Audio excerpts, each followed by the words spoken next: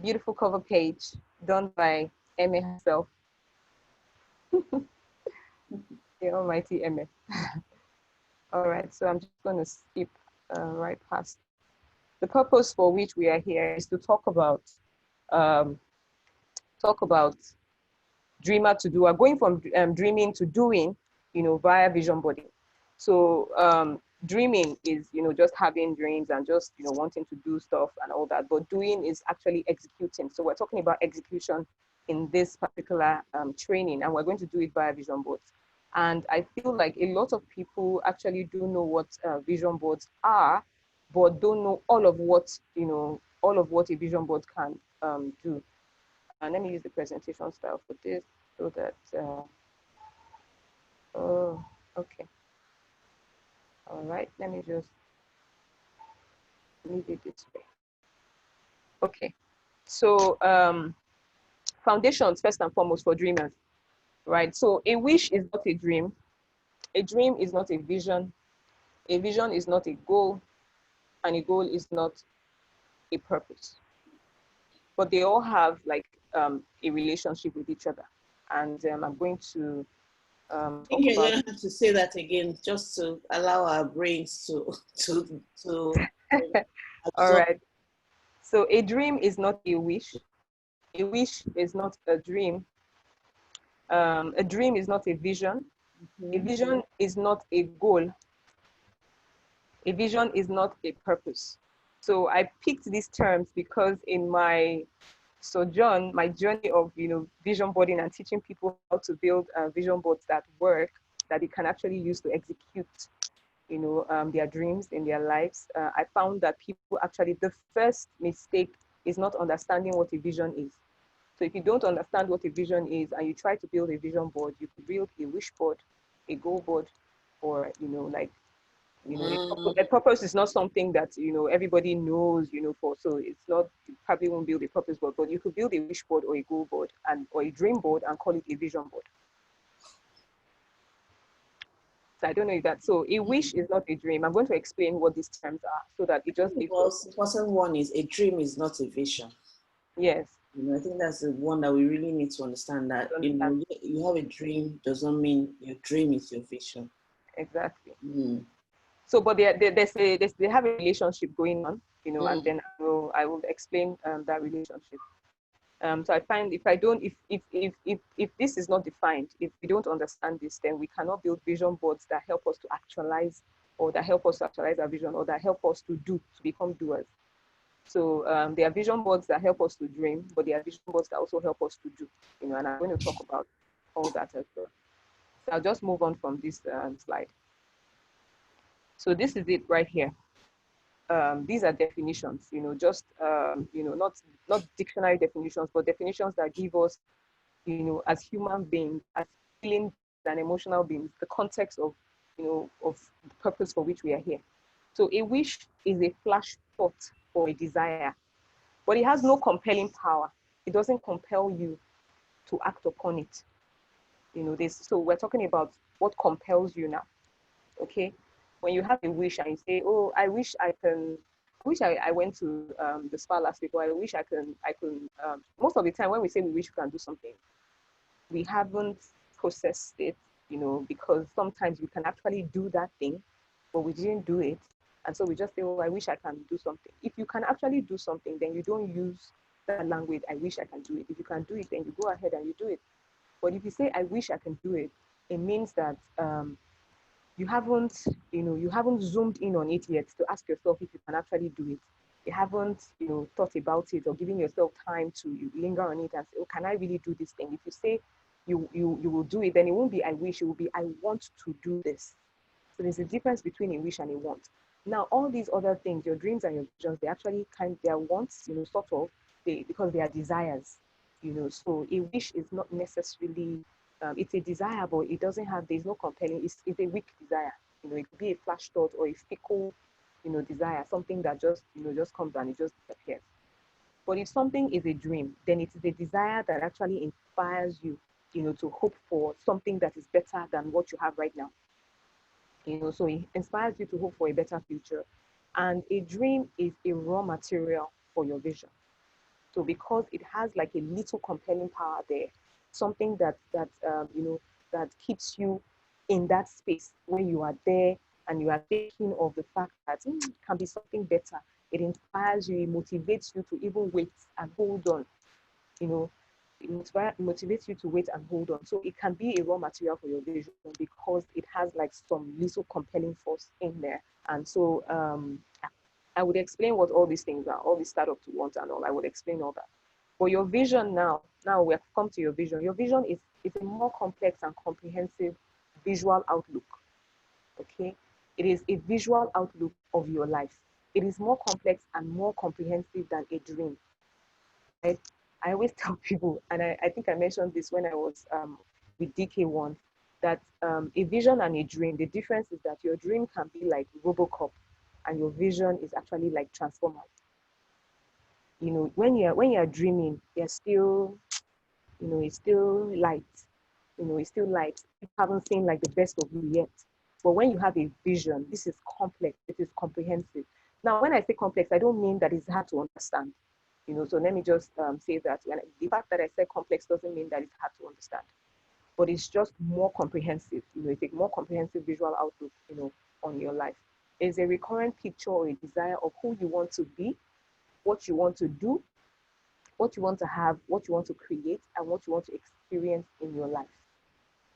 Okay, so and your vision, because it is comprehensive, it will take into account all the different aspects of your life. I talked about 5 departments of life. I talked about your relationships, your health and your well-being, your work and your finance, your personal development, and your people development. Now, your vision is who you want to be in your relationships, what you want to do in your relationships, what you want to have in your relationships, what you want to create, and what you want to experience in your relationships.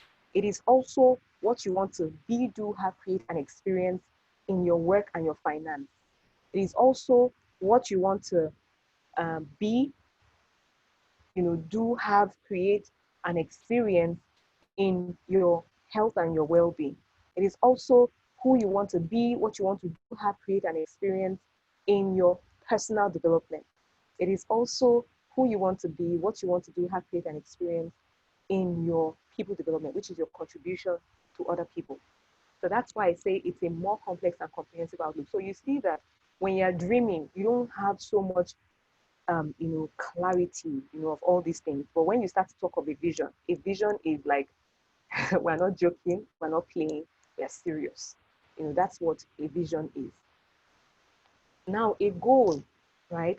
A goal is what you do to actualize your vision. A lot of people mix goals and visions together, and they are not the same. So some people come to me and say, oh, I did a vision board the other time, and I wanted to use it to express my goals and all those. A goal is not a vision. If you are building a goal board, you are building a goal board. A goal is not a vision. A vision is who you want to be, what you want to do, have, create, and experience in your life. We are not talking about goals yet. We're not yet talking about goals. We're talking about vision. And it's important for you to zoom in. Your vision is what you need to spend the most of your time understanding. If your vision is not clear in life, then you will just be ignoring and dilly-dallying. So I when I talk about a goal and a vision, I talk about that a goal.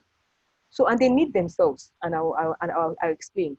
But a vision is bigger, really. It's bigger than a goal. So your vision is like,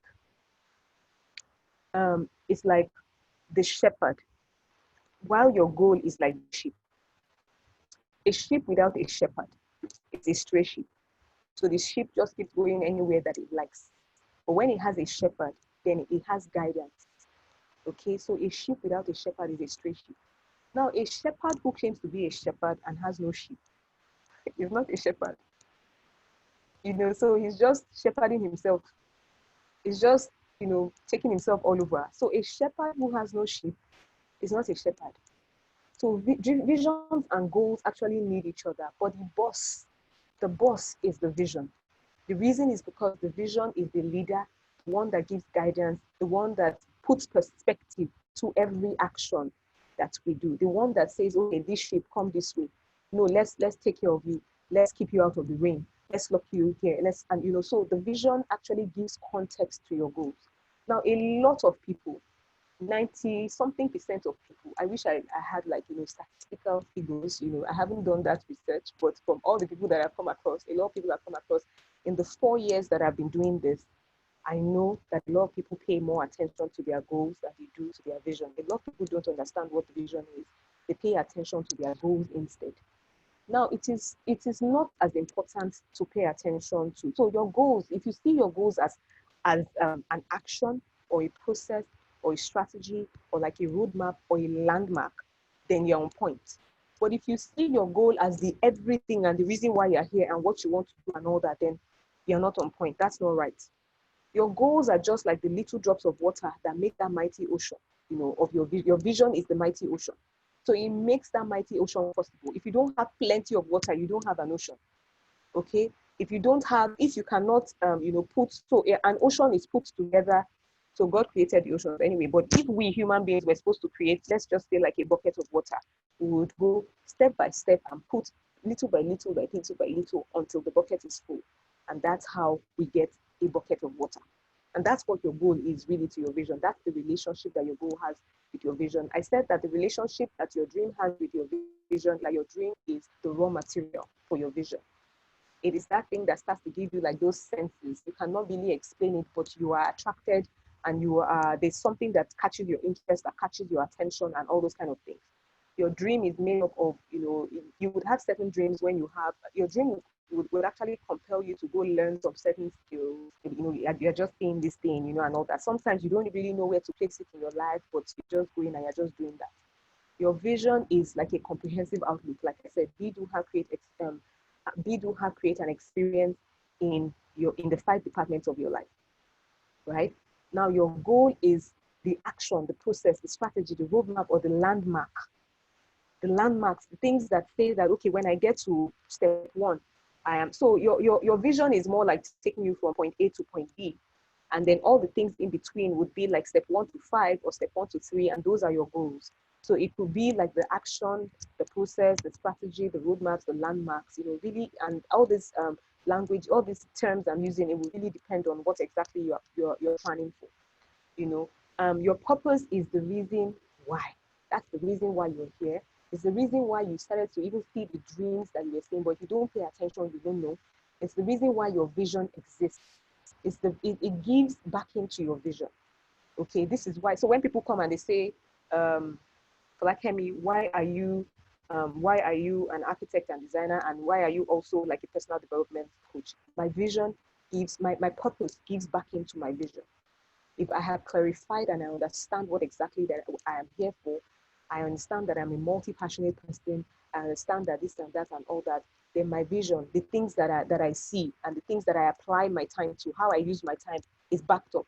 And the backing comes from within me, not from outside. So there's no need for that. So it's good to have external validation, but when you're very clear about the things, all the answers that you need to all the questions that you ask in your life, they lie within you. They lie within you. They are the things that actually, if you linger on the questions that you're asking, they will propel you to go search for the answers. Now, when we find the answers, because sometimes we find them outside, we feel that the answer was outside. The answer wasn't outside. It was something on the inside of you that was pushing you and moving you towards searching and navigating through and towards where you would find your answer. Okay, so your purpose is what you're supposed to do with your vision. Okay, your purpose is what you're supposed to do with your vision. That's the reason why the vision exists. It is your purpose. I don't know if, do I have any questions here before I move on to the next slide? All righty. Oh, there's this is so fantastic. I wish we could just sit here for a long while. In fact, on a personal note, I was just saying to myself, I said, this is a book already.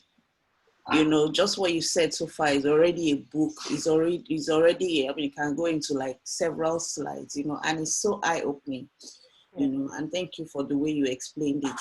I like the Robocop and the Transformers. Yeah. So what what is Robocop? What's the Transformer?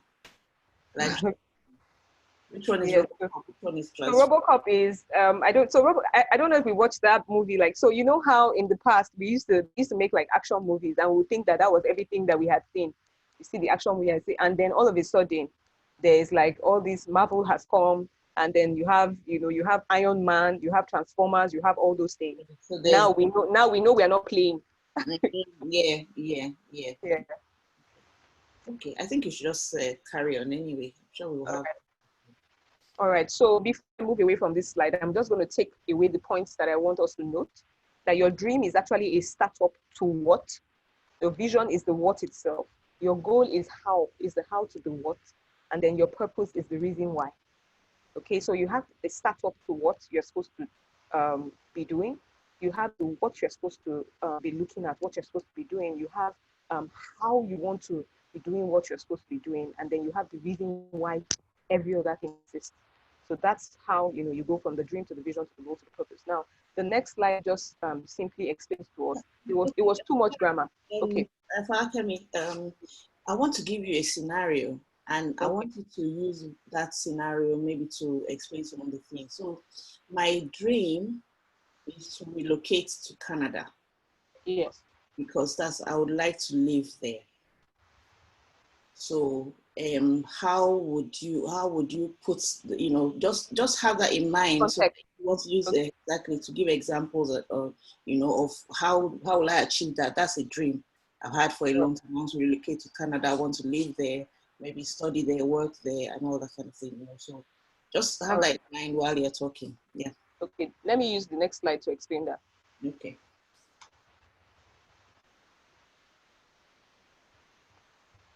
All right. So you said your dream was to move to Canada, but let's just say that it was just a wish. Like you've just been seeing everybody moving to Canada, and you're like, I wish I could move to Canada. It starts like that. I wish I could move to Canada. If you linger enough on that thought, so a wish could be like a thought, a flash thought, and sometimes when you have those wishes, if you linger on it long enough and then you start to see and listen and hear that everybody is moving to Canada, everybody's moving to Canada, your reticular activating system is already in play. It's because you had that wish, and if you linger long enough on that wish, then it becomes a dream. You start to take in a lot of, you start to hear a lot of things, imagine things, even maybe go as much as finding out and saying, oh, okay, what's the life there like? Okay, what's this and that. For those of us in Nigeria, if we were going to go to Canada, we'd be thinking of what's the government, think about like really serious issues and say, okay, how are all these things and all, so things that would make like this thing now becomes like a concrete dream, and then every day you just breathe it, and you just you're just in that mode, you're just in that place where this is it. It's Canada is it's a reality and all that, but the truth of the matter is that if you don't process that dream of moving to Canada, then it doesn't. If you don't start to process it and start to say, okay, what exactly will make my moving to Canada, what exactly will make it possible? That's what I mean by processing that dream. If you don't start to process it, and you don't start, so all that time when you're now looking at, oh, people are moving to Canada and this and that, why are you people moving? You start asking questions, and you start doing like your research and your background and everything. You're beginning to process that dream already. When you start to process the dream, the possibility of it becoming a reality is almost is almost sure. But when you don't start to process it, and you just have that dream of I want to move to Canada, it's as good as having a wish. So if you have dreams, and you haven't even started processing the dream, it's as good as just having a wish, and it stays in that place for such a long time. It just stays in the place where you're lingering on it, but by the time you start to process it and all that, then you are on your way to finding out, some things that can make this like a concrete vision for you. So when it becomes a vision, this is when you're now like, okay, um, you're now looking into, you're now being serious here. You're looking at like all the aspects of your life, your family, not just you. You are considering every other person in your family now. You're considering everybody. You're looking at, your friends, your this, your that. You're considering. So in design or in architecture, we would call that design consideration. So these are the considerations for your dream now or your desire. What are the things I need to consider to make this thing come to pass?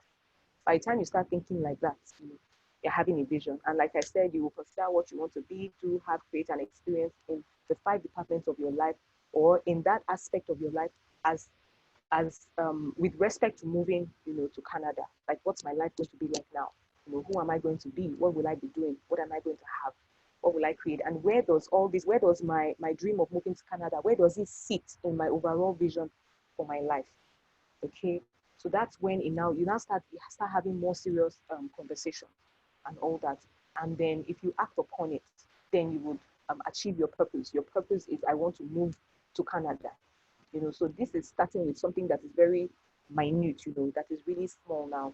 Something that started as small as, oh, I wish to move to Canada. And then you now started to hold dreams and started to think about it and say, these people are moving, and I really want to, so you're no longer wishing, you actually want something and all that, because your dream is a desire that is more compelling, than the wish.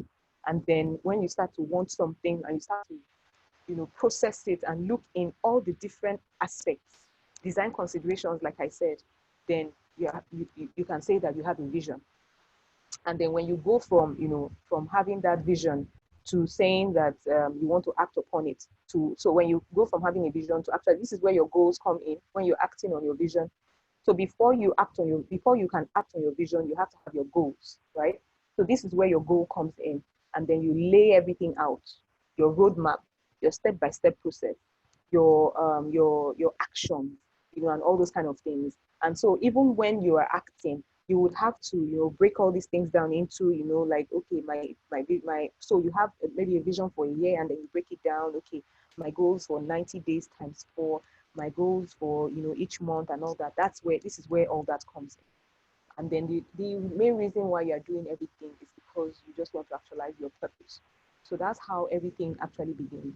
Now, this is when we are, the example that Emma gave, or the what she said I should use, these are examples of things that we come up with, sometimes, by ourselves.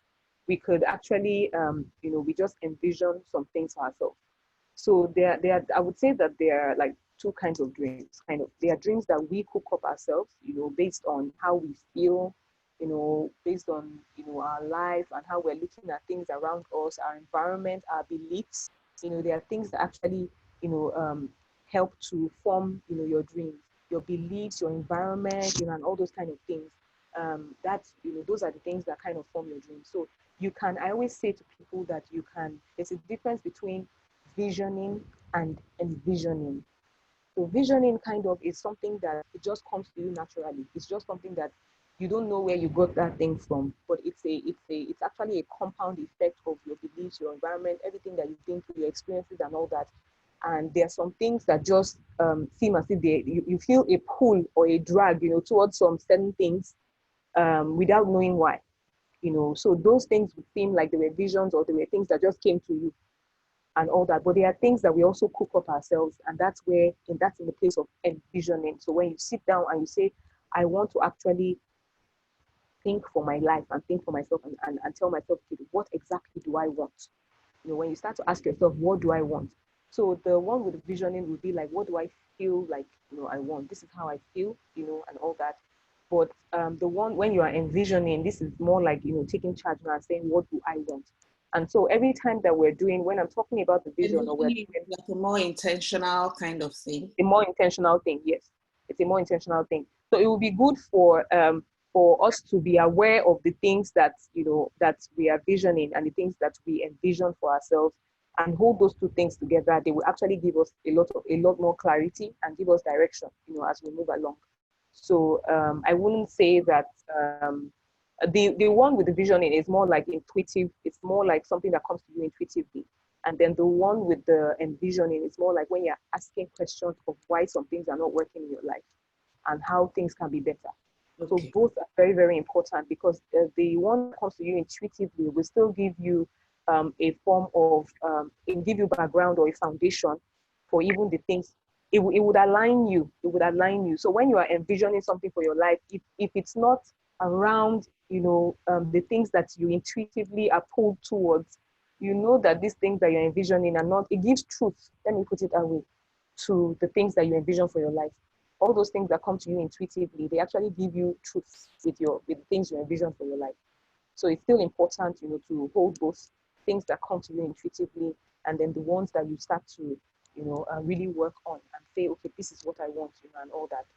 And then the main reason why we do all that is because it's a purpose that we're here to all achieve. It's actually a purpose that we're here to achieve. We might not know, a lot of people might live their lives not really knowing what exactly, or knowing what to call, what exactly is my purpose, or what am I here for, or anything. Sometimes the things that we define as our purpose at a particular phase or stage of our lives, by the time we move on to another stage or another phase, it seems like, okay, this is not really the purpose. It was just a route, a means, to the end, which is the purpose. But you know what? We don't want anyone getting, I don't want anyone getting so confused or overwhelmed by, oh, what's my purpose? What's my purpose? What's my purpose? It's good to know what it is, but a vision is a very, very beautiful way of knowing what your purpose is. And that's because your vision is, like I said, a picture. These are pictures, they are images, they are mental pictures of your future. And what do I mean by mental pictures? They first of all start in there, inside of you, in your heart and your head. And then it's things like, okay, these are the things that I really want to, do. So the ones that start in your heart will be like your dreams and all that. And then you start to really sit down and say, you know what, it's not just, the world is not just about creativity. There are systems and processes and all that. And so there's that technical aspect as well of actualizing, your dreams. And that's where, because dreams can be technical, if they start out as things that are very creative and very laissez-faire, no pressure on you, but if they linger on, if they stay with you, the dreams that will pass on to becoming, so I said your dreams are your raw materials to your vision. The dreams that will pass on, so it means that there will be like a filtering stage. When you start to process your vision, there will be like a filtering stage where every desire that doesn't have like anything to do with your purpose. There are some desires that don't have anything to do with our purpose in life. For example, that is, you're not going to die if you don't achieve it. You're not going to feel unfulfilled if you don't achieve it. So at this stage, by the time we start processing it, you actually separate the original and authentic ones from, just the feel-good ones. So I call them feel-good dreams, and then they are authentic dreams. And the authentic ones actually have something to do with your reason for being here on earth. So the feel-good dreams could be dreams like, oh, I want to go to Dubai. Sometimes we place, a lot of, we put that one upon ourselves and say, oh, I want to visit all the nations of the world. Or I want to go to all the states in Nigeria. I want to go to all the, all the provinces, and all the, and all those kind of things. If you don't actually go, it might not really have any effect on your purpose, except that is something that is in line. And if it is something that's in line with your purpose, then the way that you feel it, there's a way that it just keeps on haunting you. It just keeps being recurrent. So the thing with our visions, the thing with this whole journey, right, of understanding the difference between wishes, dreams, you have to be very in tune with yourself, understand your body, understand your intuition. There are sometimes when you want to act on something, and that's when we're acting out of just when we're just acting from our head space or our brains. We have to be able to connect our hearts, and things that we want with the things that with our brain space. So your heart and then your brain, yeah, or your mind, you have to be able to, when those two things, when they come to a meeting point, a confluence point, then you know that it has something to do with your purpose. It has something to do with your purpose. So it's in the way that you feel, the pull that you feel, and the way it just keeps on holding you back and just attracting you, and you just, sometimes you want to skip it, but it just keeps holding you back. That's how you know that it has something to do with your purpose, for being here, on earth. And so at this stage where you start to process your dreams, what you're doing here really is you are taking note of all the desires that you have, and you're asking yourself, okay, it's more like, I always use that analogy, or that, I always talk about a refinery. Let's think of crude oil. Crude oil is something that's really big in Nigeria. Everybody is just, gaga about crude oil. So let's use crude oil. Crude oil is crude. It's not useful to the end consumers as crude oil. It is only the people who are distillers, who are, oil, distillers and all that, have that value for crude oil, and all that. So it's the same thing with your dreams. You are the only one that has the value for your dreams and everything, but it's still crude at this stage. Now, when you start to process it, when you start to process crude oil, be so amazed at what crude oil can really give you. It gives you like 6 or 7 different products. You have your bitumen, you have your asphalt and all those things, that we use in road construction and things like that. You have your jet oil, you have your jet fuel, sorry, you have your, even the normal petrol that we use, you have your kerosene, you have, so many things, that go, like that. So it's when you start the processing that you can really see the reason why crude oil exists. That's why you see the reason why your vision, actually exists. When you start to process, why your vision is important, when you start to process your dreams. So crude oil, and then, so by the time you process it, you have your vision. Because along the way, you've left every chaff and everything, every desire and everything that is not, looking onto or pushing you towards, achieving your purpose. Now, there's a difference between your vision and your ambition. I should say that. Difference between your vision and your ambition. Your vision is... Before you go on there, this last thing that you said, Tutu made a comment, which I think would bring up a question. I'm looking at the chat. Let me check. Okay. What do you say about those that say we only know our purpose in parts and seasons, and that God does not reveal it all at once, and that we may not be able to handle it if we see everything now? So that's Tutu's question or comment. Just, in the context of you saying the process of processing, I guess, how can you tie the two together, or or explain, Okay, so Tutu was saying we know our purpose in parts. Let me check the chats. I wasn't looking at the chat. Okay, so what do you say about those that say we only know our purpose in parts and seasons, and that God does not reveal it all at once, that we may not be able to handle it if we see it now? What do you say about those who say we only know our purpose in parts and seasons? Okay, so Tutu, are you talking about purpose or vision? Tutu, unmute yourself.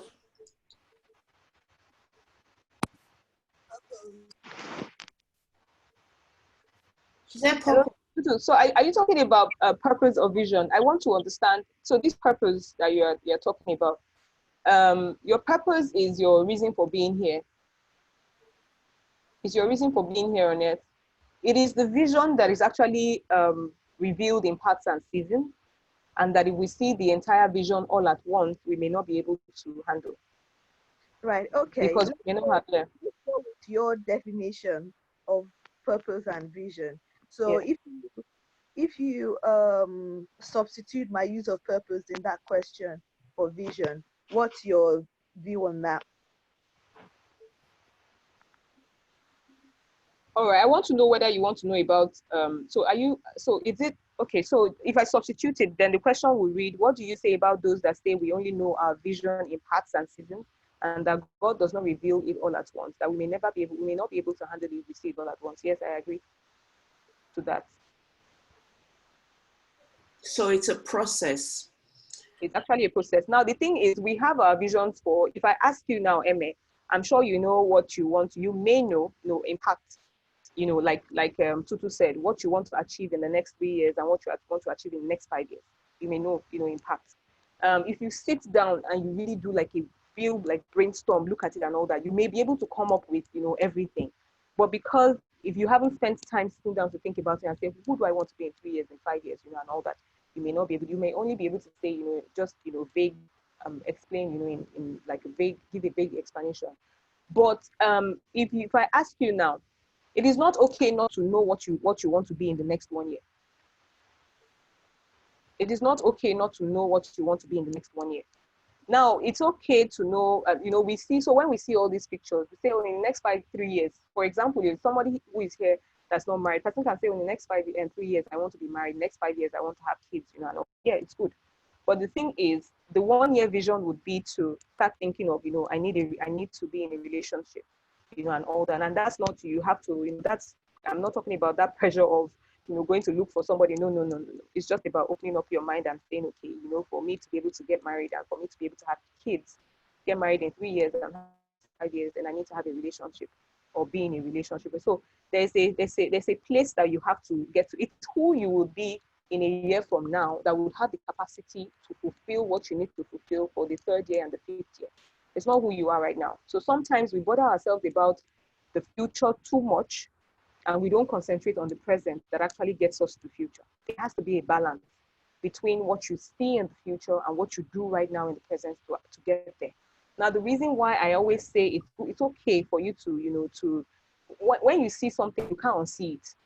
If you've seen what you will be in 3 years and in 5 years, you cannot pretend that you have not seen it. You've seen it, and that's fine. It's fine for you to see it and all that. But what I advise is just, get something and just keep capturing it. Just keep writing it down. I always advise people to have like a dream bank, just like the way we have idea banks.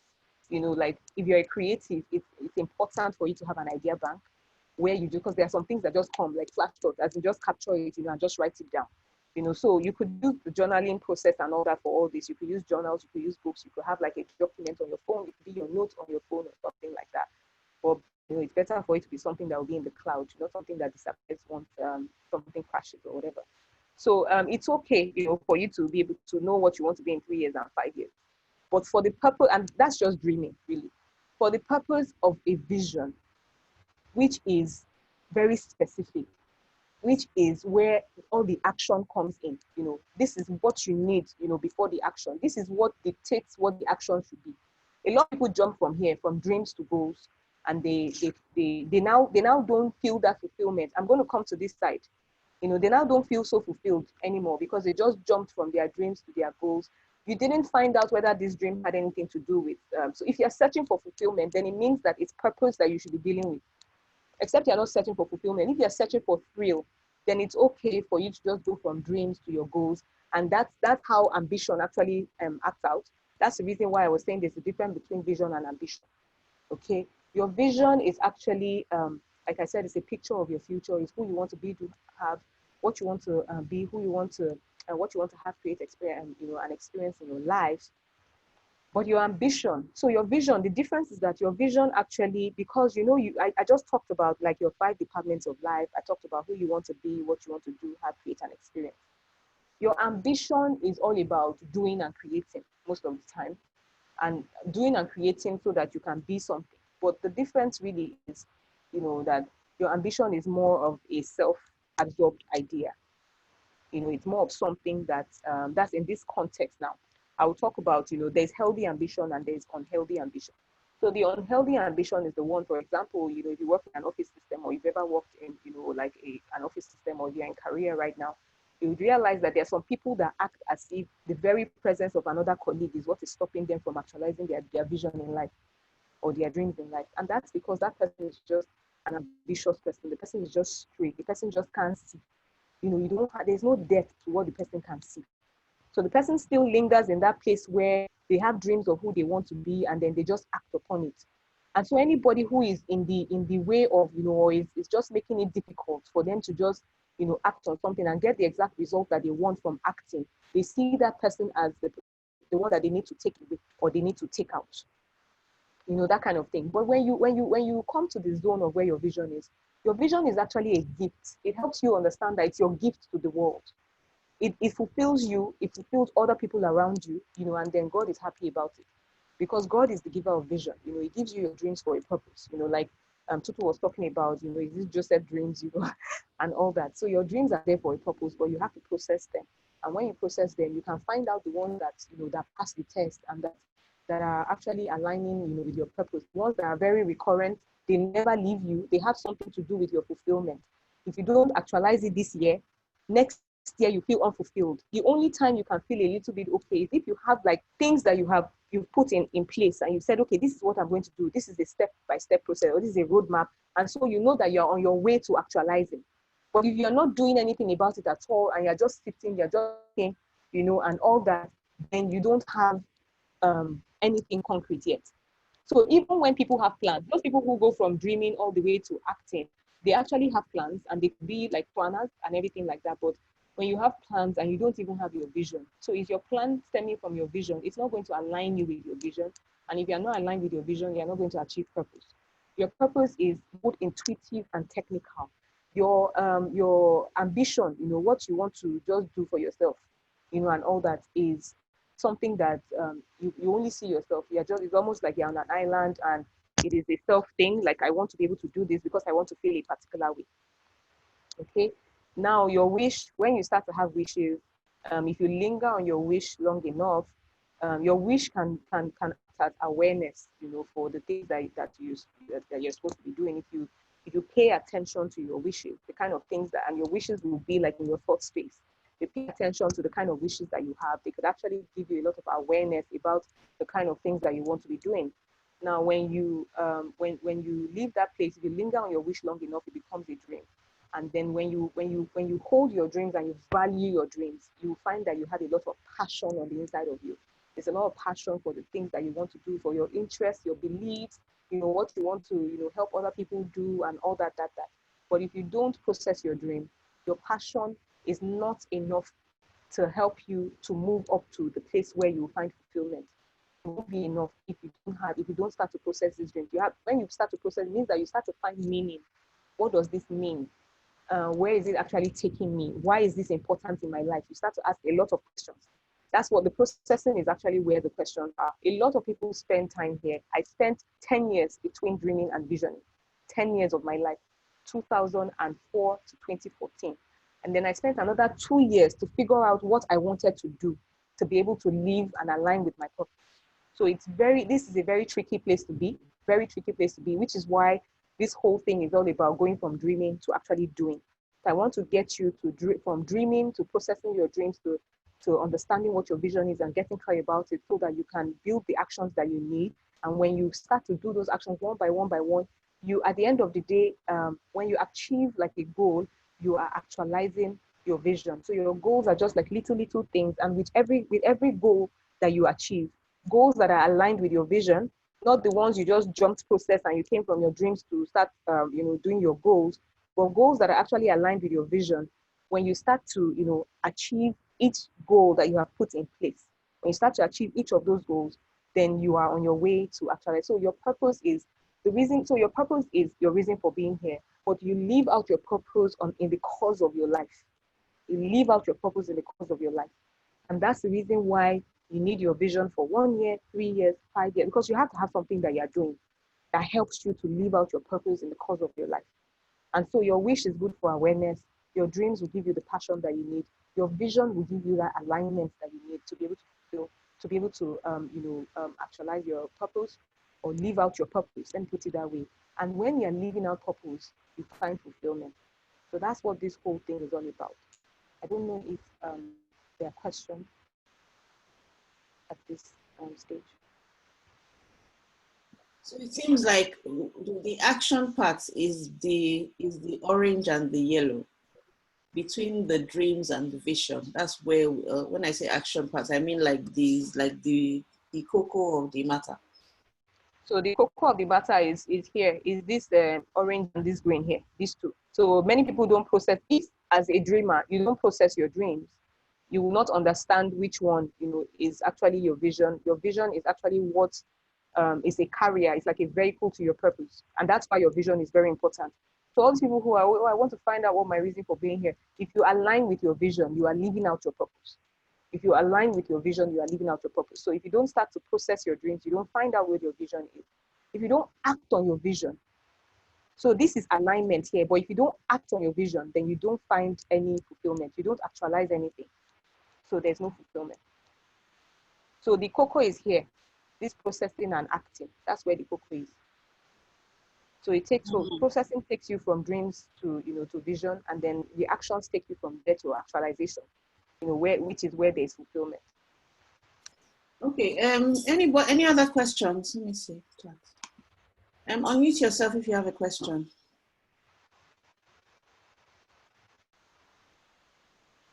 All right. Okay. I think it's okay. it's confirming some things I had about the alignment and everything. Because I was looking at your passion and your dreams, because sometimes they can be closely linked. So the question I asked, you've answered it. Okay, that's good.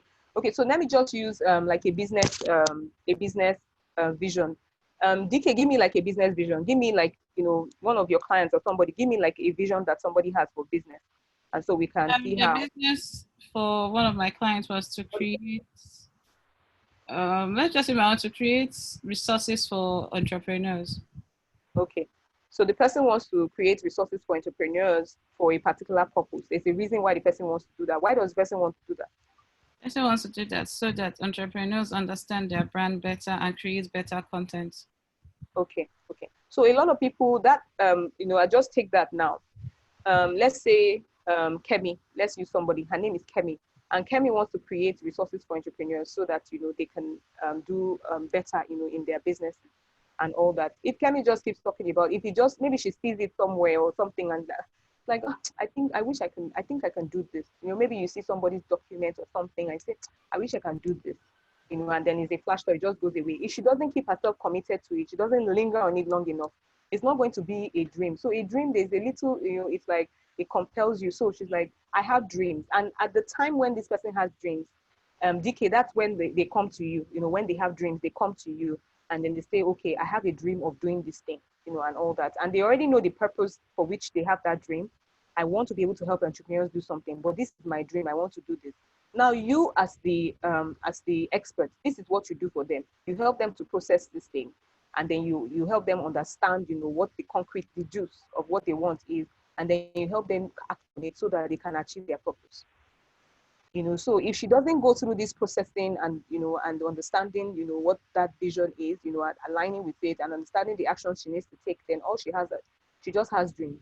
Even if she has gone to, get actions and she has started to say, okay, this is what I need to do. I need to do this, that. Sometimes people can exist. A lot of people exist that go from dreaming to acting, but if you don't process and you don't understand what the vision is here, then you don't ultimately understand your why. And that's why you see a lot of business owners and entrepreneurs who don't have substance, no depth, no substance, because they don't understand the reasons why these dreams came to them. They just fly from here. Your vision is where the impact is. Your vision is where you are actually serving. Vision is a thing of service. Like I said, it serves you, it serves other people, and it serves God. If you go from dreaming to acting, then you probably only have that ambitious view of what you want to be able to achieve. You're not thinking about all the other people that are involved and all that. And it's okay for you. You can, the person might be able to actualize their purpose, but they will never be able to build a sustainable business going from just dreaming to acting. You will never be able to build a sustainable business going from dreaming to acting if you don't understand what your vision is and understand where that dream fits into the vision, for who, for what, and how you are going to go about it. I think you've made a very important point here, because there's some of us that have something that we've always been dreaming about doing, and it's one of those, like you said, one of those things that linger. One of those dreams that they just haunt you, Yeah. and then you kind of like find that, oh, what I was thinking about 10 years ago is still the same thing I'm thinking about this year. But then you try to, so you either don't act on it or you try to act on it and it doesn't work. So what will you say about dreams that you have that don't work, that don't come to pass? Where is the problem, and that's why we're here anyway. In this context of dreaming, processing, and the vision and acting, where are we getting it wrong? And how can we get it right? All right. So when a person has dreams and the person acts on it and things don't work out, because there are people who would actually do something. They're not lazy. They're not lazy. They're actually committed to this, and they'll do some things and then it won't work out. It is because they haven't spent as much time processing this thing and understanding how it even fits into their whole, your whole life. And that's why I say that even your business, you have to be able to be clear about who you are as a person, who you want to serve, what's the person's avatar, and that's what, that's basically what we do in the Yellow Pepper Club. What's the avatar? You have to, there's a lot of clarity that is needed, which is why, I actually took, because I spent, like I said, 10 years in between dreaming and visioning, and I was doing some things because I went from the moment that I had my dreams, I created like a goals list. So I was doing a lot of things between here and here, but I didn't actually process this or understand the reason why my dreams were even in my life in the first place. Why was I having dreams that other people were not having? Why were these things coming to me intuitively? So I was going from dreaming to acting, and I still spent 10 years. I was doing some things, but there was no strategy to it. There was no roadmap. There was no step-by-step. There was a lot of overwhelm. There was confusion. There was no clarity. There was underproductivity. So you will be underproductive if there's no, you don't have a process. I mean, like a lot of people who would say I procrastinate, but I always ask people, why are you procrastinating? They think that question just, they look at me and they're like, why are you asking that? I'm like, yeah, people procrastinate for different reasons. If you haven't started processing this thing, you haven't started thinking about it, you can procrastinate. If you start thinking about it and you don't understand the inference, like, okay, what have I gotten from this thing that I'm processing? You can procrastinate. So you might be stuck, you might be confused. There are so many reasons why people procrastinate. If you don't have like a roadmap to achieving what you want to achieve, you procrastinate because you don't know what the first step is. Now, if you just go from dreaming to acting, and then you now use up your time, your energy, and your resources. You use up your time, your energy, and your resources. At the end of the day, you do something. So you think that because you are doing at this stage, you are better than somebody who is just dreaming and not doing anything about it. You will still fall back to this place because you will not be actualizing anything that is concrete or anything that's leading you somewhere. And so you see a lot of people who are even making like a lot of money and all that, but they're just confused. As people, they're like, what? They're just hustling. So understanding what your vision is takes the hustle out of everything that you do. It takes the hustle out of everything. If you dream and then you act upon it and then it doesn't really work out, you need to understand what your vision is. Why what is this thing that you're trying to achieve? You don't just go, and if you don't process your dreams, you don't know what this is. So it's almost like a case of, okay, I have this dream and I'm acting, working towards it, throwing spaghetti at the wall and all that kind of thing. But I've not created a vision of what will it look like when this happens. How will I know when I have achieved it? What is it going to look like? Like you said, do, have, create experience. Yes. So that experience, that experience is very, very, very important. Like, what do I want to experience? What are the things I want to be seeing? What do I want to be hearing when I get to where I'm going? What do I want people to be saying to me? How do I want to be feeling? And all that. So this is where your senses come in, and that's visualization really. And then the affirmation actually comes in when, okay, so I'm going to talk about that, the process to actually going from dreaming to doing using vision boards. I will talk about that. But I hope that all this is, this diagram is very, it's easy to understand. And we got the juice from it. Okay, so I'm going to move on to this place. Now, who is a dreamer? A dreamer is actually somebody who, so this is how the ladder of life, this is how it actually is. According to, so I have like a framework that is called visualization, and that's why you see it here. And so this framework is actually, it's probably maybe all the things you would hear, like maybe in life coaching and all these things and all that. But the difference is that this is my specific framework, which is my solution. It's the solution to the problems that I have found and that I want to be able to solve. And my this particular solution, it has everything to do with my values, my philosophies, my experiences. So my values, my philosophies, and my experiences. So everything that I'm saying will not mean anything to anybody who doesn't share the values, philosophies, and maybe understands like some of the experiences that I'm talking about, right? So this is how life is actually, and I'll explain this. So there are people who are just drifting in life. These people are in a place where they are actually unaware. They're not aware, so there are two types of people who are unaware. They are the ones who are unaware and they're just, they're the life of the party. As in, life is just going on. They're making all the wrong decisions and they're like, you only live once. What's the big deal? And all that. So that's like a phase of unawareness. There's another phase of where people are unaware, but they're actually pained. They are feeling pain. The unawareness is actually causing them a lot of pain. Even the ones who are just having fun in life, they actually feel pain. They see a lot of pain. They receive a lot of pain from all the wrong decisions that they made and all that. But they just have a way of numbing it and just saying, "What's the big deal? Let me just leave it that way," and things like that. But somebody who has gotten to that point where they are fed up, they're actually fed up, is that person who is asking, "How do I stop wandering in this life? And how do I start living meaningfully and intentionally?" So this person is tired of being a wandering generality and wants to just be a meaningful specific. There are two people, so the one at the bottom level will be, I don't care.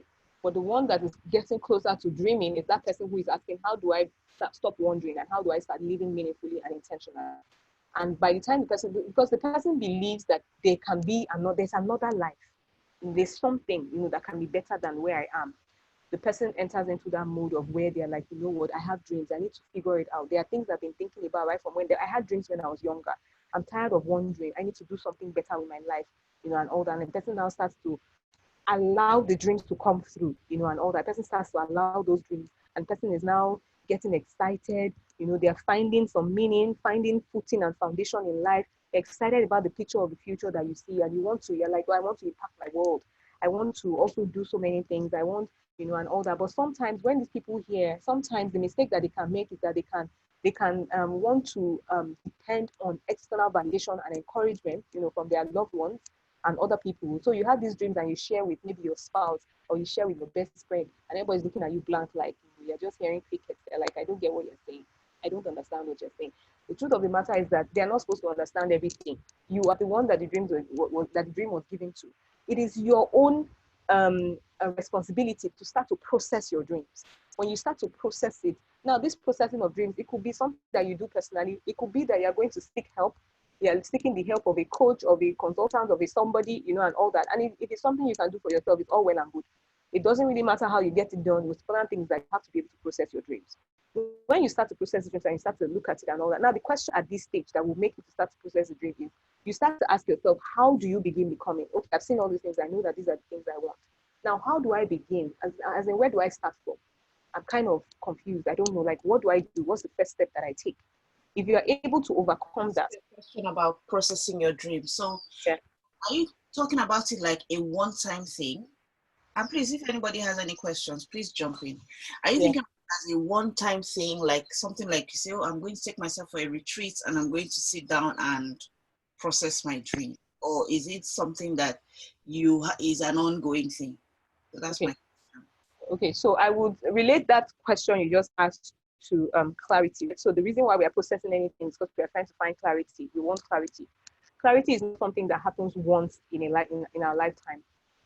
Because like when Tutu was talking about, something about seeing in parts, and everything being revealed in parts, you need a level of clarity for where you are right now to jump from where you are to the next level. You would need another level of clarity to jump from that level to the next level. You will need another level of clarity. So in our lives, actually, we repeat this ladder more than once in our lives. And we also repeat this ladder in the different aspects of our lives. If I ask now, there are some people where in their relationships, they're probably just, and I'm just drifting, or they're dreaming. I have dreams of the kind of partner that I want and all that. Why some people are already planning, like, okay, I have family, I'm planning, I know, and stuff like that. In the health and the wellness, some people that just have dreams of this good body, toned body and everything, but they haven't started planning towards it. And sometimes you might be that person who is actually planning, and you're getting things done, you're actually executing, when it comes to a particular aspect of life and you're not executing. So it doesn't happen once. No, Eme, it doesn't happen once. It really depends on the context. Are you looking at it? If you're looking at it from departments of life, under departments of life, you also have mini projects. You have projects like mini projects and all that. So this particular system is something that you can use in small scale. You can actually use on a large scale. So and I'm just talking about the larger scale, which is life in general, but this also boils down to like the small scale things that we do. If we have like a little project that we want to do, like the one that DK was talking about that her client wants to do, the client has to go from that place where they are just drifting. Say, I don't know what to do. I'm just applying anything I like and all that, where they actually come face to face with this dream that I have. And I need a system, I need a plan. And that's where they come to DK. And DK is the one that actually plots that path for them. And she says, you know what, this is what you need to do, and all that. And then at the end of the day, they need to execute, depending on what they have going. She could actually execute for them, or they could execute themselves. I hardly talk about this person here who is like the leader, because it's a very aspirational place, and quite a number of people have assumed this place, in their life. But because we are not perfect beings, even with the person who assumes that they are leaders and all that, it can be very, very tough, for this person to just keep making. This is somebody who, like, for example, you marry somebody, like the father or the husband is expected to be the leader in the family. But I mean, like, he also has his own issues, he has dreams that he hasn't, sorted out, he hasn't planned anything, he's not executing anything. And we're just, so sometimes people assume this role based on the expectations of people. But I'm not talking about people's expectations now, I'm talking about our own growth, And this thing is actually called like it's actually called the visionary strategic growth level. That's what I call it in my system, which is called the visualization.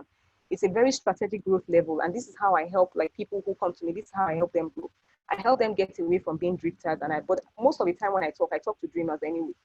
I talk to dreamers so that if there's anybody who is drifting and the person, and I remember when you talked about, okay, this whole understanding your client's avatar and everything like that. If as business people or as an entrepreneur, you spend your time talking to drifters, you have to understand that they are not yet aware. There's a different kind of message you need to be giving to a drifter. The person who is not aware the person needs to undergo like a shift, a paradigm shift or a mindset shift, just for them to be able to understand what you're talking about at this level. So I talk about this, and then people who are here, who are still trying to figure it out, the ones who are closer to the dreaming stage, they can understand it, they jump here and say, okay, you know what, I have dreams. So, but if you don't give yourself, they don't give themselves that permission to believe that, dreams are possible and all that, then they won't get here. And the only time that I deal with these kind of people is if they come to me, that I work with them is when they come one-on-one. But when I'm talking and I'm giving my general messaging, I don't talk to drifters, except it's just something. This is where the value added post and the knowledge, you can actually create posts that make people here to understand. But it's dependent on them. They have to be the ones that are willing to say, okay, you know what, I accept that if this is somebody who is just arguing, the person is unteachable, there's nothing you can really do about that. But when the person comes here, the person is like, I want to know more. How do I begin? And then, okay, fine. They begin by planning. But sometimes when people plan, if they have this is where the actions come in. If people are already acting and they didn't really understand, what their dreams and they didn't process it to become visions and they're already planning, then they will actually be doing things, there's no clarity. By the time they're planning, they still don't have clarity about what exactly. So it's like you don't have clarity about who your client is, but you're already saying, you know what, I have an online course. Exactly. By the time, by the time you get here, the person actually is exerting. So this person is somebody who sometimes is naturally enthusiastic about things. The person has a lot of energy and the person has things to give. But when you don't process your dreams, you don't find out what your vision is and all that, you can be messed up in this place. You will be like somebody who is actually coming and say, oh, I'm an entrepreneur, I have courses, I have this, that. All the people who are buying are probably confused as well. All the people who are there, or maybe they are seeking for something. When they find that you're not answering their questions, they just leave you and they go away. So this person here is very powerful, has a lot of energy, for execution and all that. But if the person didn't get clear, at the beginning about what they are doing, why they are doing this thing, why they need to do it, why they need to show up and all that, they could get stuck even in the planning and analyzing phase. Sometimes even when executing, they're not hitting on the things. We're talking about executing now. They're not hitting. So an executor is somebody who is like a superhuman. The person is consistent. Oh, everybody looks at the executor and like, I want to be able to do stuff. This is the doer part here. Oh, I want to be able to do things like you, and all that. I want to be able to do things. But people count on this person to do a lot of things. But the person sometimes might be experiencing a lot of overwhelm, and they might be in need order, they need better management because they're actually exerting a lot of pressure, but they're not getting the exact results that they want. And all this happens, all these problems I listed here, they happen when one has not found clarity of vision. When you're not clear about your vision, you're a dreamer. If you're not clear about your vision and you have dreams, you will start to plan and start to execute, and you find out that you're wasting your time, your energy, and your resources, and all that. If you're not clear about your vision and then you start to plan things that are not even aligned with where you are supposed to go, where you're going in life or anything like that. You see a lot of people have goals, and at the end of the day, you say, oh, so how about your goals? Say, I just abandoned because there was no passion. You didn't find out why this thing was important to you in your life. So you had no passion, there was no consistency, there was no commitment, there was no nothing. And remember that at the dreamer level or the dream level, the commitment or the compelling force is not as high as the compelling force at the vision when you find out what your vision is, because your vision is that thing that just it helps you put everything together as per, oh, this is the reason why I should do this thing. This is how, and you start doing research. I've seen people who are doing something similar, but I'm authentic to who I am. And so this is the authenticity. So your vision allows you to shine through, authenticity. You don't have to copy anybody. You don't have to be like anybody. Gives you the compelling force to make it happen. So I said, so are you saying your vision gives you that compelling force to make your dreams happen? Yes, the compelling force comes to you. Already in the vision. Once you have a clear vision, it's already inside the vision, that compelling thing to, that makes you. I think the Bible says something about those that read the vision will run with it. They run with it. So if you don't have it, if it's not there, and if it's not clear, like you said, that clarity, then you will not be able to run with it. But I think that's one of those things that we need to think about. It's all about clarity. At whatever stage you are, if you have that clarity, then okay. Yeah. So clarity for a dreamer here would mean that, they now understand, what their vision is, why these dreams even exist in their lives, why they seem to be the chosen one to do stuff. When you understand all that, there's that, everything in you. When you're planning, you're exerting your energy and everything in a very specific direction. You're not throwing yourself all over the place and looking at people and saying, okay, this, that. Now, let me talk about, some people say that people copy their visions. Let me see if I can, I don't know if, am I free to move from this slide? Yeah. Okay. So this also answers that question you were asking, Emma, about, so is clarity something that that knowing, is it something that you just do once or something that you have to keep on? Like I said, it actually depends on the project that you have. And this is where I talk about, the vision board. And a lot of people tell you, you have physical vision boards, digital vision boards, this, that. But in my 4 years of studying this thing extensively, and really looking and digging deep and, gaining inspiration about all this, I actually see myself as like some sort of messenger, and all that. I have found out that your vision boards are actually, there are 4 categories.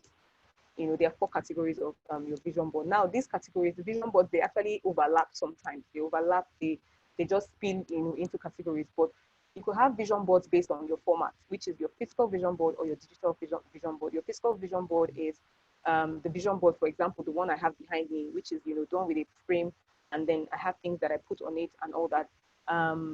I could convert my digital vision board into a physical vision board into a digital one when I take a picture of it and I have it on my phone. Now, there's your digital vision board, which is something that you have created, using, for example, the kind of presentation slide I'm using now.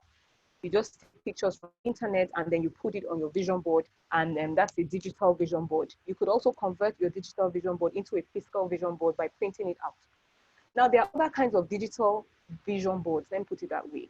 Now, how, because of, like how the digital world and the tech world is now, you can actually have like storyboards, have storyboards that you can now make into movies, So when you have like movie storyboards and all that, that's another kind of digital vision board where you have created a movie out of like all the slides and everything that you want to be seeing. It also falls under the digital aspect of it and all that.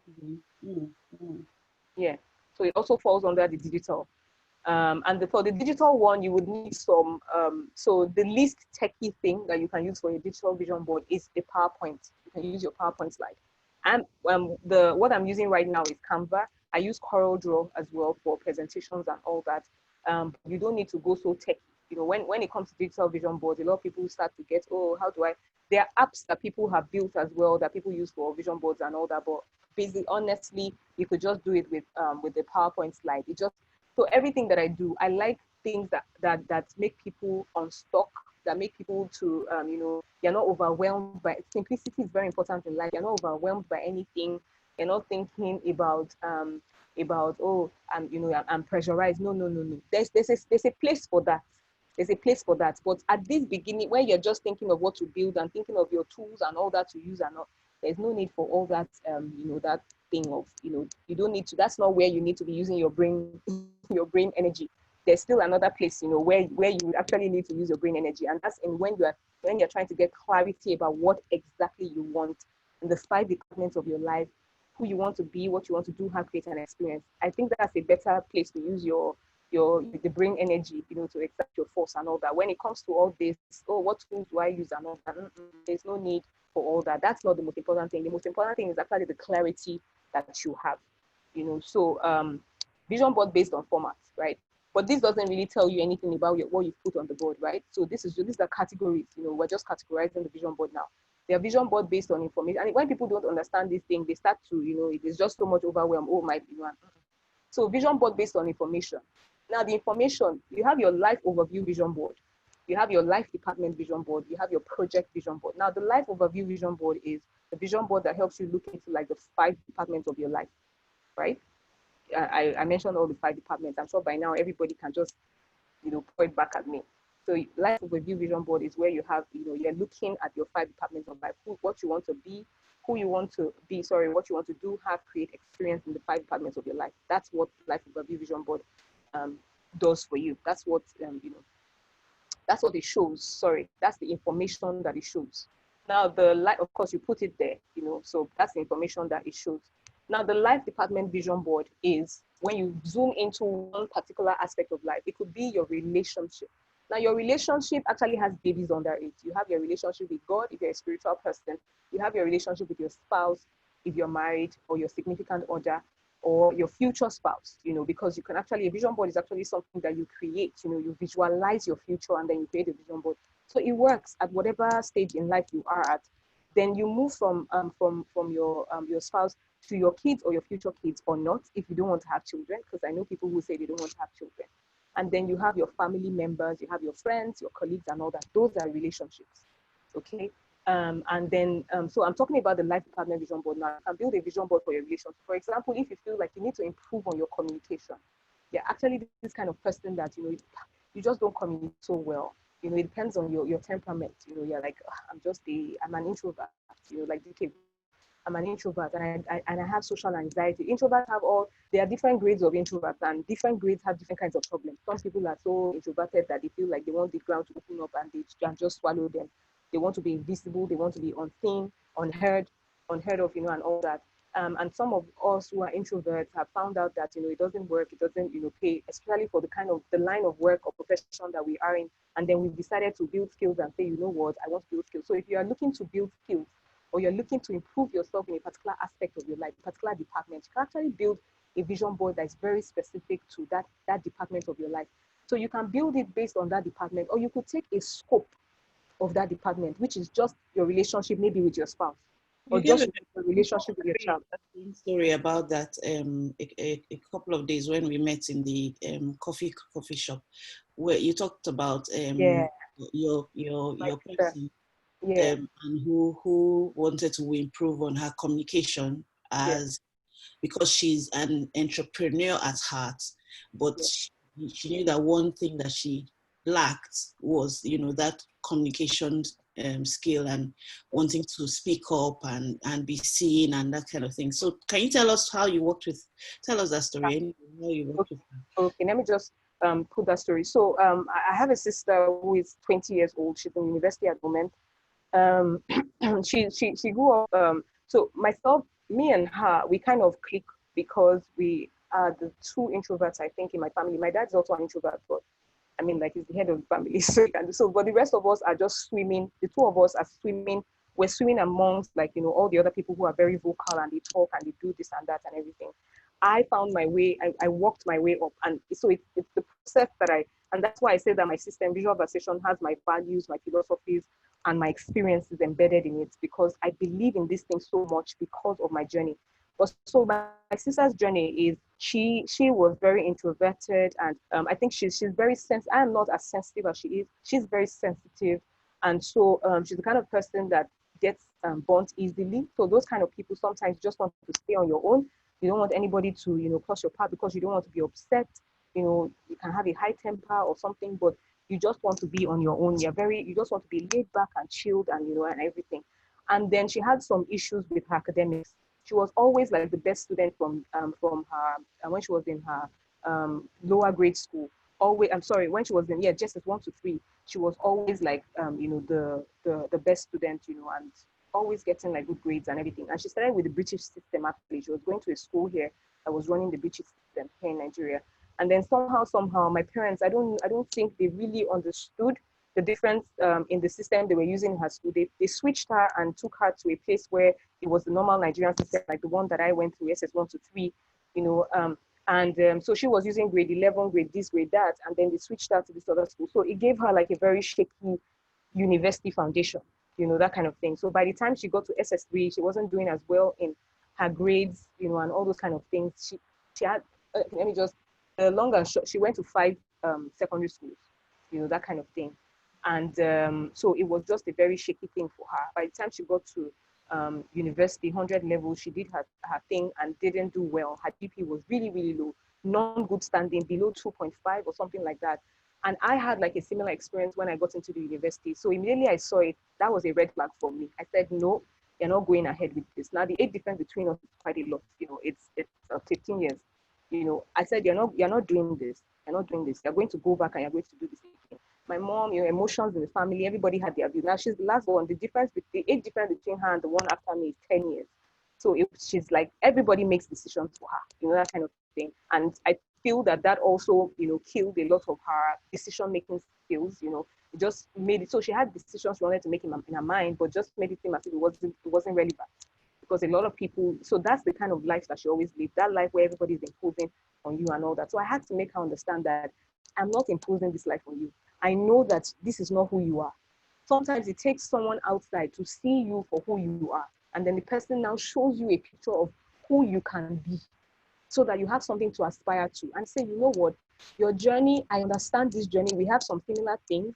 I didn't do well, although my grades were still higher than hers, but I struggled up until I was in 300 level. And that was when I began to have my confidence. And I never felt as if I wasn't confident or I didn't have courage, even when I was in secondary school. So for me to have my first and my second year in the university shaky, it was a big thing, for me. And I would never want anybody that I know, to have. So for outsiders, I won't even be able to enforce. My family members, I would enforce it. Like, you cannot go through what I went through, just to be able to, and this is not even what I went through physically, it was mentally, to get to that place where I always knew. So I've always been that confident person on the inside. But when your confidence is not showing on the outside, like, you have it on the inside, but the things that you are doing, they're not matching up to the kind of confidence that you have on the inside. You're writing something and you're not getting it that you want. It's not, and you are not that person on the inside. You know that you're that good, but you find yourself always having to explain to the whole world, I'm this good, I'm this good, I'm this good. I was done with that. When I got to 300 level, I got really good. And from that time on, I just, I never stopped. I lost the fear of failure, and I gained that, that confidence, and that confidence is still what gets me going, even till today. And I know what that process was like, because I'm a thinker, I'm a dreamer, but I'm a thinker. I journal. So all these things I'm talking about, they are in one journal or the other. And I moved to my husband's house with my journal. So I know what my past was like. And when I saw it, I said, no, you can't do this. You have to go back and do it again. And I asked my dad, oh, it's fine. I'm not even going to pay the fees if she doesn't go back, because I don't like this result. Okay, fine. In my time, I couldn't tell my dad to go back. And I couldn't tell him I wanted to do it all over again, because at that time, the financial capacity was not what it is now. So I felt, and I'm one of the older children. Come again. I said it was like you wanted her to go back, or you wanted to arrange for her to go back and start from the beginning. So she had just finished her 100, her first year, and she didn't do well. So I wanted her to start from that 100 level again, give it another go, with the right mindset, with the right everything, give it another go. And if possible, change your department. If this is not what you want to be doing, in your life, or this is not what you have the skills or the competency to do, change your department. So it was more like career counseling and, coaching and all those kind of things, or more like, where you need to be and all that. And so I did that whole thing with her, where I said, you know what, give me your skills, give me your experience, give me your this, what do you have? What do you have on the inside of you? Let's discover who you are. And so that you start to have confidence in who you are. When we discover who you are, we deal with your mindset, because already you've come from that place where you've lost your confidence. You already think that you cannot achieve what you want to achieve. Life has dealt you a lot of blows. You've now agreed to live like when you just agreed to just live below the surface. It's almost like agreeing to live like a mediocre version, of who you are supposed to be in your life. And so I said, no, you know what, let's do all this, and she kicked against it a bit. Sometimes we don't also understand, what this process would be. But I just kept on talking to her and showing her what things could be like. So I started to ask her and started to do sessions with her. Don't you think that you want to do this? So I actually took her through the process that I used in taking people through going from dreamer to doer using vision boards. And I told her, I said, you know what, one of the things that I see, all the skills and everything you say you have, and all the dreams you have, and all the passions that you have, I can't see the enthusiasm for this. I can't see the skills that you need to be able to make these things happen in your life.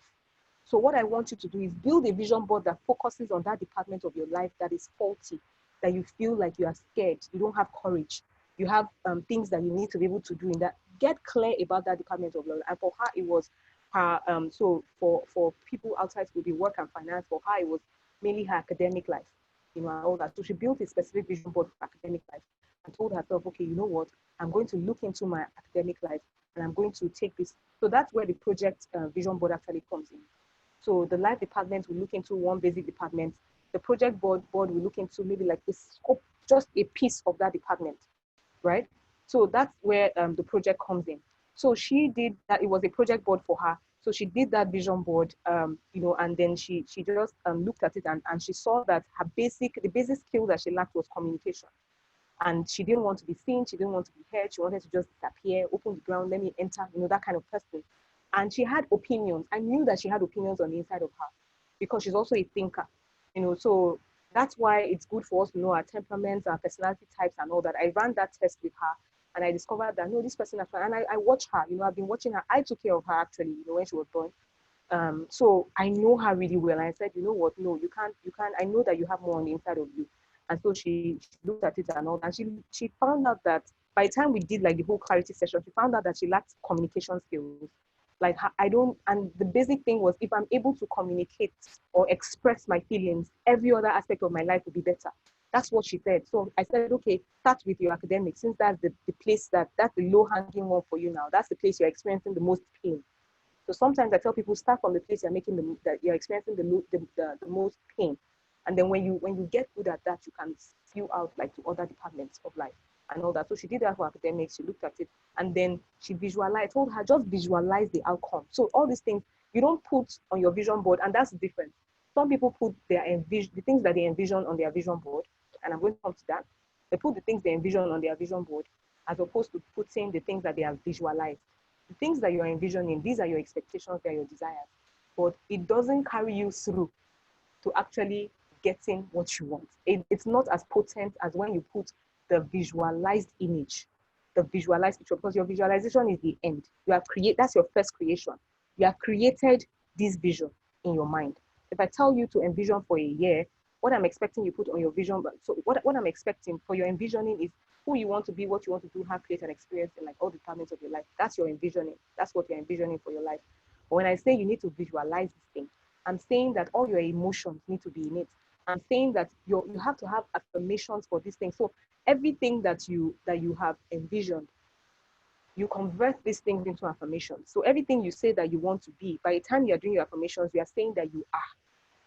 You're saying that you are. And then when you're doing your affirmations, after doing your affirmations, you have to get to the place where you are visualizing it. There's no point, or there's nothing, when you say that you are something and you can't see that you are it, then people can still come and tell you you are not. Your conviction is not strong enough until you have actually seen the end of it. So she actually visualized herself sitting in front of class, raising up her hand and answering questions. It was simple. Sitting in front of class, raising up her hand and asking questions, because I asked her, why are you failing? Why are you not excelling or succeeding? We understand that it was a shaky foundation, but we have to fix this. You can't continue going on like this. And I started to ask her questions. When you don't understand something, do you ask your teacher? No. When you don't understand something, do you turn to your mates by the side? No. Where do you stay in class? I stay at the back. Do you hear what your teacher is saying? No, I don't. No. You can't live like that. You have to be able to communicate and participate in the execution of your own vision. You have to participate. So she started to sit in front of the class, she raise up her hands and she say, okay, she'll ask questions. And now she's still introverted. It hasn't changed her nature or who she is or anything like that.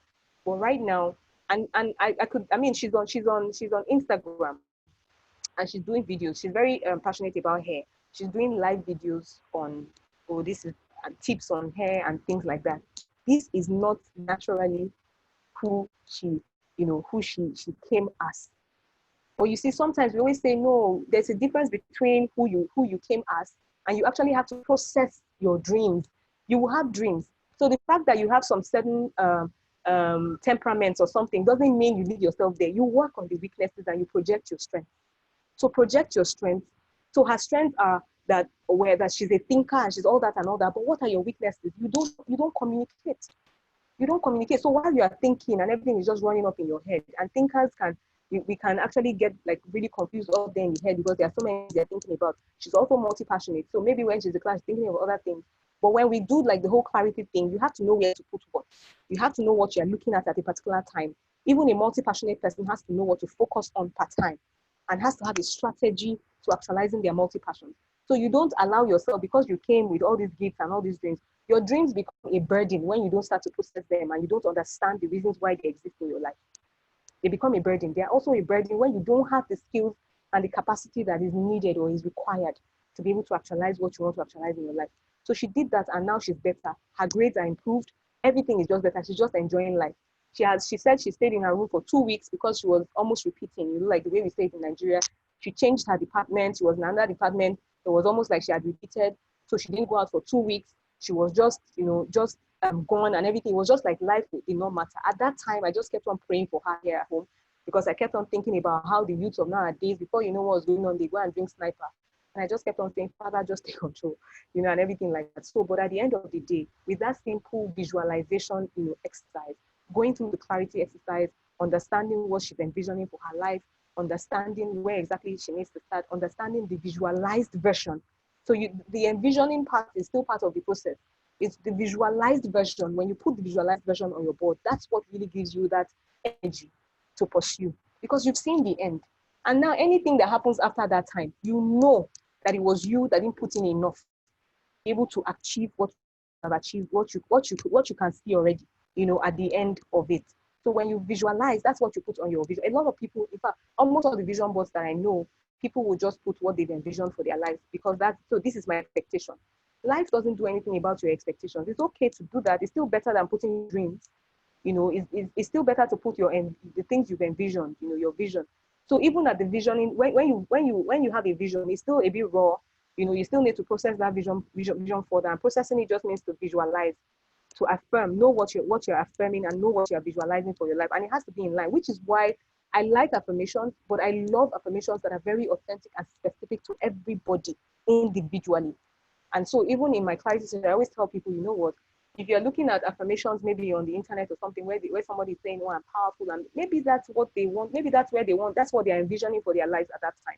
If the word power doesn't have anything to do with what you're envisioning for your life right now, then you might as well use the specific words that tell you what you're envisioning for your life.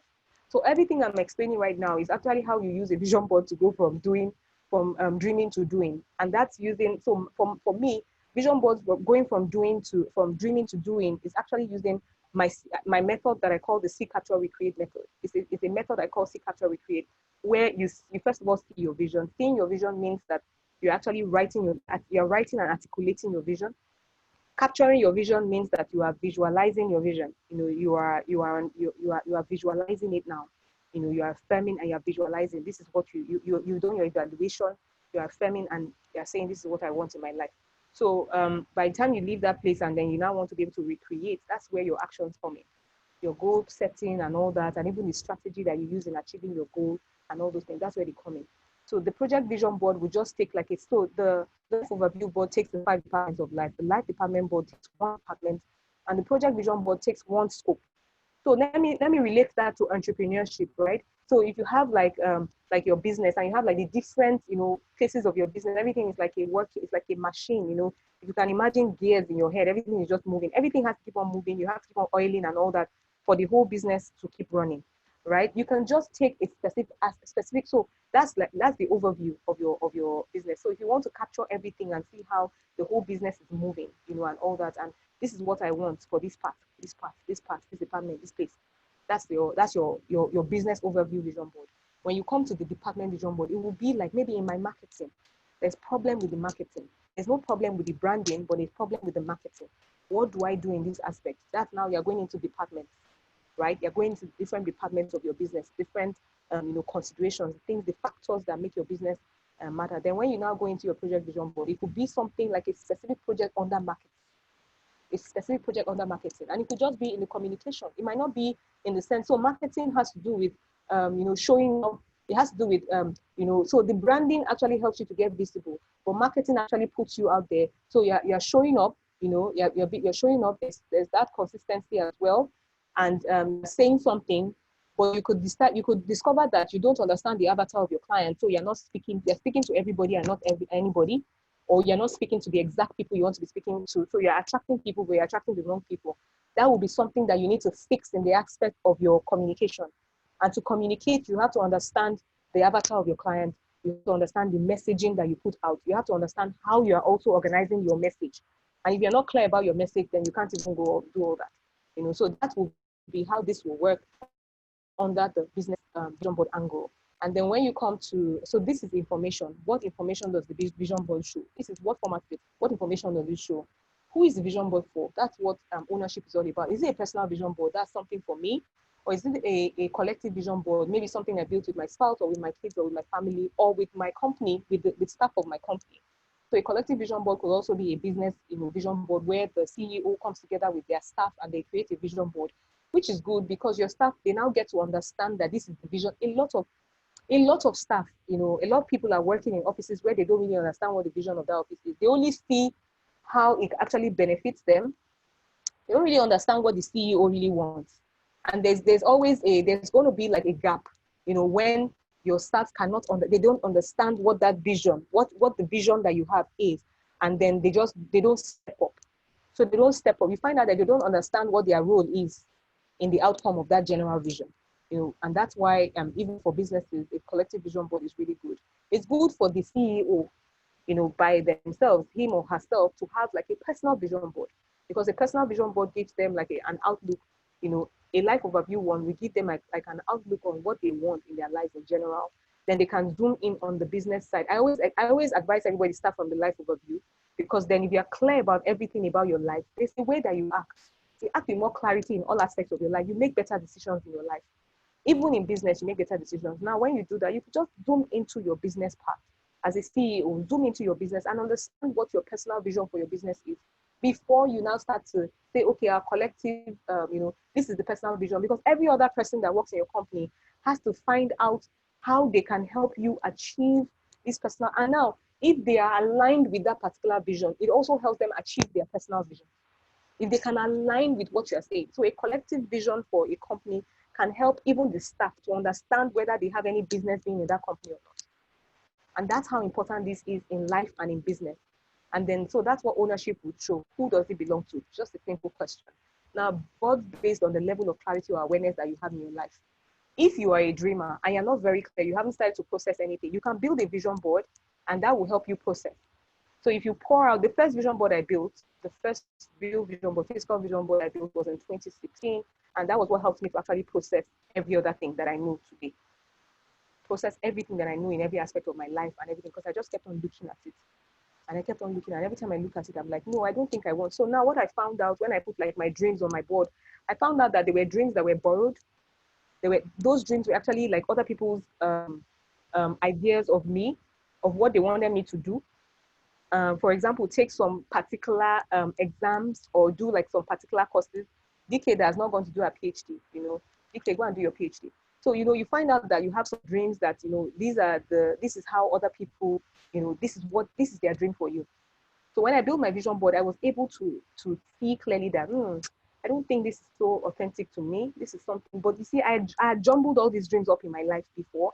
And that's why I'm saying that when you start processing your dreams, you start to filter them and understand which ones actually matter the most in your pursuit in life. You will have all sorts of dreams. When you look at them, I always ask people, are these things, are they authentic to you? Is this something that you want for yourself?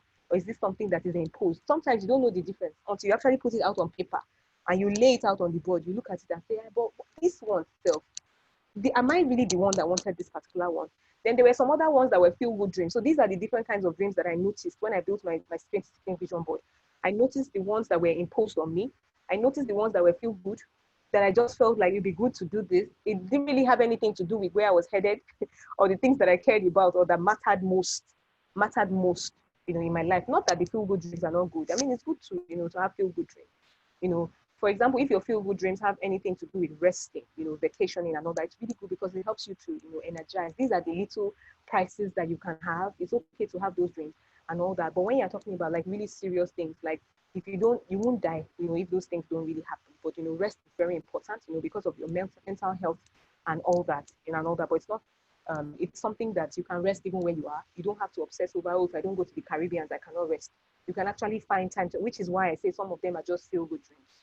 They are things that will just, help us to be happy. Exactly. So happy-go-lucky kind of thing. And then I found out the ones that I really wanted, that I really, really wanted for myself. And some of those were also ambitious, and then there were some that were visionary in the sense that this is in line with what God wants me to achieve. So I found out 4 different kinds of visions. When I put on that vision board, I looked at it, and because I'm a thinker, so when I put it there, I just kept on thinking and looking at it, and I'm like, no, this is not what I want for myself. Somebody actually put this idea in my mind. This particular one, it's okay if I have it. It's not like the most important thing in life. This particular one, I want it that bad. But wanting it that bad, who does it serve? It serves only me. Okay. Then I now look to these ones and say, okay, separate the ones that serve only you, and separate the ones that serve you, serve other people, and serve God. And those are the visions that I concentrate on in my life right now. And I know that all the other ones, they're okay. I can have them and all that, but I exert all my energy, all my time, and my brain space and my energy on the ones that I know that are actually aligned with my purpose for being here. And my purpose, impact is one of the things that's very, very important to me in my life. Balance is important. So for me, fulfillment, and this is where you start to understand what success is to you. You build a dreamer's vision board and you look into it really well, and then you process. So a dreamer's vision board, how do you build that? You just get you could just but if you get your magazine, there are 2 ways. If you get your magazines and you just open and you just keep flipping, and anything that jumps out at you, you cut it and you paste it, it's fine. But if you haven't, it's always better for you to go from paper. So there's something I call paper thinking, and it's just about brain dumping, just dumping everything on paper. There are so many things that are locking your mental space. So many things in mental space. A lot of people say, you know what? People ask me that question. Do I really need to pour this out? I know what I want. I actually have it like in my head. Like I have it in my head. If there's anybody who intends to go from point A to point B, they actually have to start processing what the steps between point A and B, what it will be. And the only way that you can really, really do that with clarity is to articulate this thing and to be really, really sure and to write them down on paper. Just do it on paper. Paper is so cheap. Just paper and pencil. Why do you want to? There's a lot of, overwhelm that, that happens there in the mental space. For me, I always tell people that I just want to free my brain space. I don't rely on myself to remember things I know I can use a calendar for. It's like a waste of my brain space. That's what I say. I need to use my brain to think about other things. So my brain is like it's like a room, like a control room, like a processing room. I'm processing all these things. So anything that I can automate and remember, let me do that. I don't want to waste my brain space. So you have to be able to remove all these things so that you can, get unstuck and all that. So 2 ways to build a dreamer's vision board. You could actually just pick your magazine and keep on flipping. But I'd advise actually that you actually go through a thinking process of what do I really want in my life. Write them down, and then all those things try to, just the dreamer's vision board sometimes is really consider like a lot of visualization and all those things. It's okay to just put what you envisioned. If you haven't gone to that level where you can actually really, really clearly visualize this thing. Some people tell me that they have a problem visualizing. Oh, I know what I want for my life and I can envision it, but I don't know how to visualize it. Some people tell me that. So if you don't know how to visualize it and you can't do it on your own, it's okay. And you can seek the help of someone. If you want to do that, you can seek the help of somebody. But if not, it's okay to just put what you've envisioned. But that's why I was saying, when you put what you envisioned on your board, that's still like a dreamer's vision board, because you're only seeing what you're aspiring to. You haven't seen the end of this aspiration. Like, how does it make me feel? How do I, it's deeper, when you go to the visualized place than when you stay with what you've envisioned. Okay, and to envision properly, you would have to do a lot of evaluation. I always say in my job as an architect, or like, so if I'm called upon, or let me use interiors, it's simpler. So if I'm called upon to come and look at a particular space and they say, Folakemi, I want you to change this space and do it up for me, I have to look at the space and feel like you have to find what is wrong with the space, especially if it wasn't something that was built from scratch. Someone calls me and says, I want to do a makeover. I have to be looking for what is wrong in this space so that we can, so I have to be looking for a problem so that we can solve it. Life is all about solutions. So, and solutions make life easy. I have to be looking for a problem so I can solve it with my design. Okay, but if I just go in there and I'm like, oh, there's no problem, I just want this, I just want that. No. Things don't really work that way. Especially because, we're growing up, we have life, we have our years, and all those kind of things. Have to be a bit more technical and tactical about the way we approach life. It's not just about, so there's the creative side of life, which is really good and all that. But when you understand the technical side of life, it allows you to play within the fields of creativity as if you have a framework that has no boundaries. So you have a framework when you have a vision, but it has no boundaries. I think that's very powerful. Can you repeat that? So when you consider the technical side of life, like what is the technicality involved in this my life? What are the technical things I need to know? It allows you to be creative in such a way that it gives you a framework. A framework. So when your creativity has a framework, it is sustainable. It's never going to, you have a foundation. It gives you a framework, but it doesn't keep you bound. So you have a framework, but it's a framework that allows you to explore. You have no boundaries. You have no boundaries because every time that you're thinking of this creative thing you want to do, there's a framework for it. So it's sustainable. The problem with dreamers is that dreamers are like, they're all up in this idea, creative phase and all that, and there's no framework for actualization. You need a framework if you're going to be able to actualize. But people get scared of building frameworks because they say, you know what, I'm just this very, lazy. I'm phlegmatic. I just want to just relax and just, everything just go and all that. Well, if relaxing is more important to you than the pain of unfulfillment, the pain of dissatisfaction, then maybe. But I'm sure if you look at it very well and you weigh it, and you say, oh, I just want to just be enjoying and I just want to, really be like this.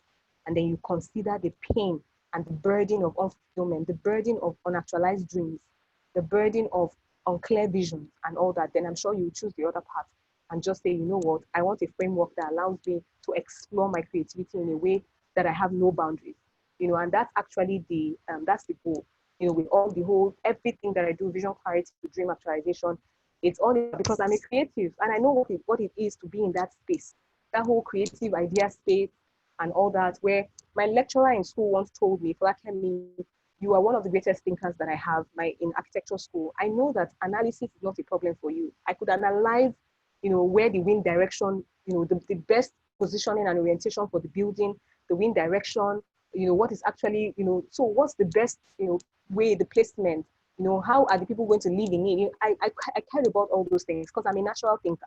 So analysis isn't a problem for me. My brain can take a lot of thinking.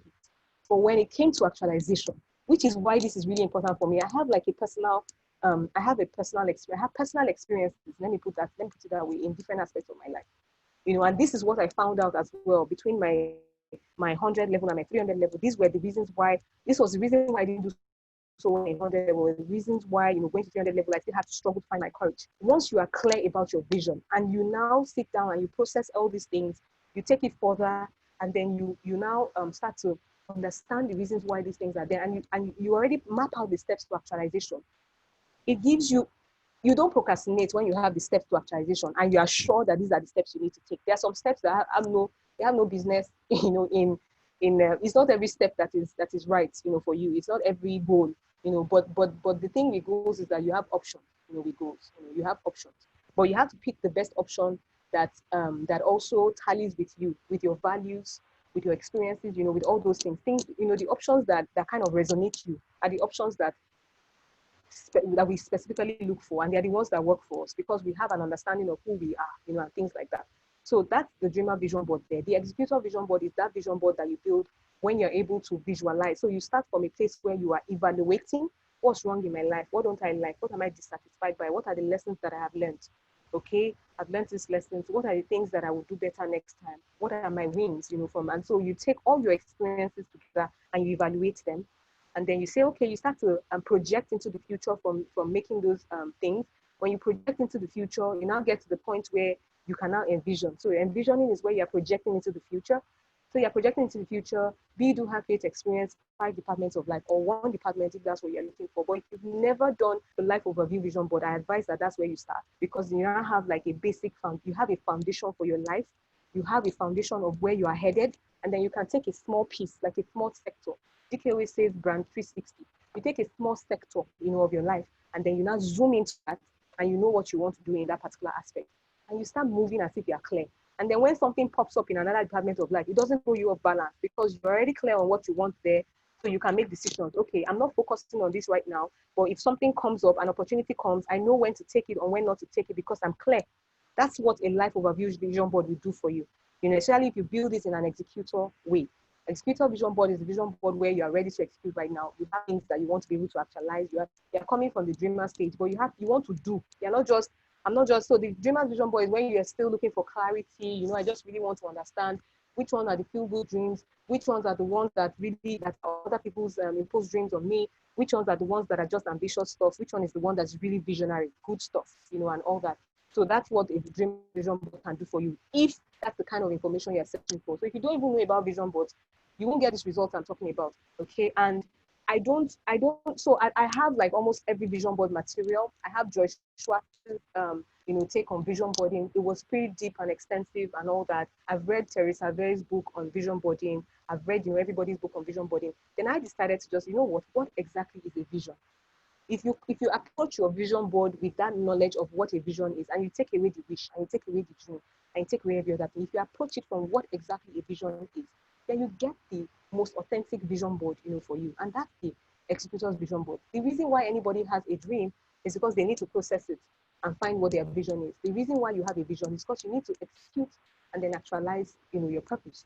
So that's just it. And that's what the executor's vision board does. It just takes you through those steps and those processes. And this is where I apply my see, capture, recreate process for people, where they first of all see their vision, which is more about articulating and writing it out. And there are 3 steps to doing that. Then they now capture the vision, which is where you really get clear, about, so you start to process all the information that you've gotten. At the end of your seeing place, you should already have that, what you envision for your life. You've projected into the future at the end of seeing your vision, and you've clearly written out your vision for every aspect of your life. Another thing I tell people is 1 year. Stick to 1 year. It's okay to write all the visions you want to, everything you want to be able to achieve that you have seen for now. Put it in a dream bank. Put in a dream bank or an idea bank. Put it there, okay? Then start to execute this one. So the executor's vision board is see, capture, recreate 1 year, 90-day goals. It's very strategic. Let me put it that way. It's very, very strategic. So the capture, you do your affirmations, you visualize, and then you represent it on your board. So you build your visual representation at the end of that. And then by the time you get to where you want to recreate your vision, that's where you are. This is where the rubber hits the road.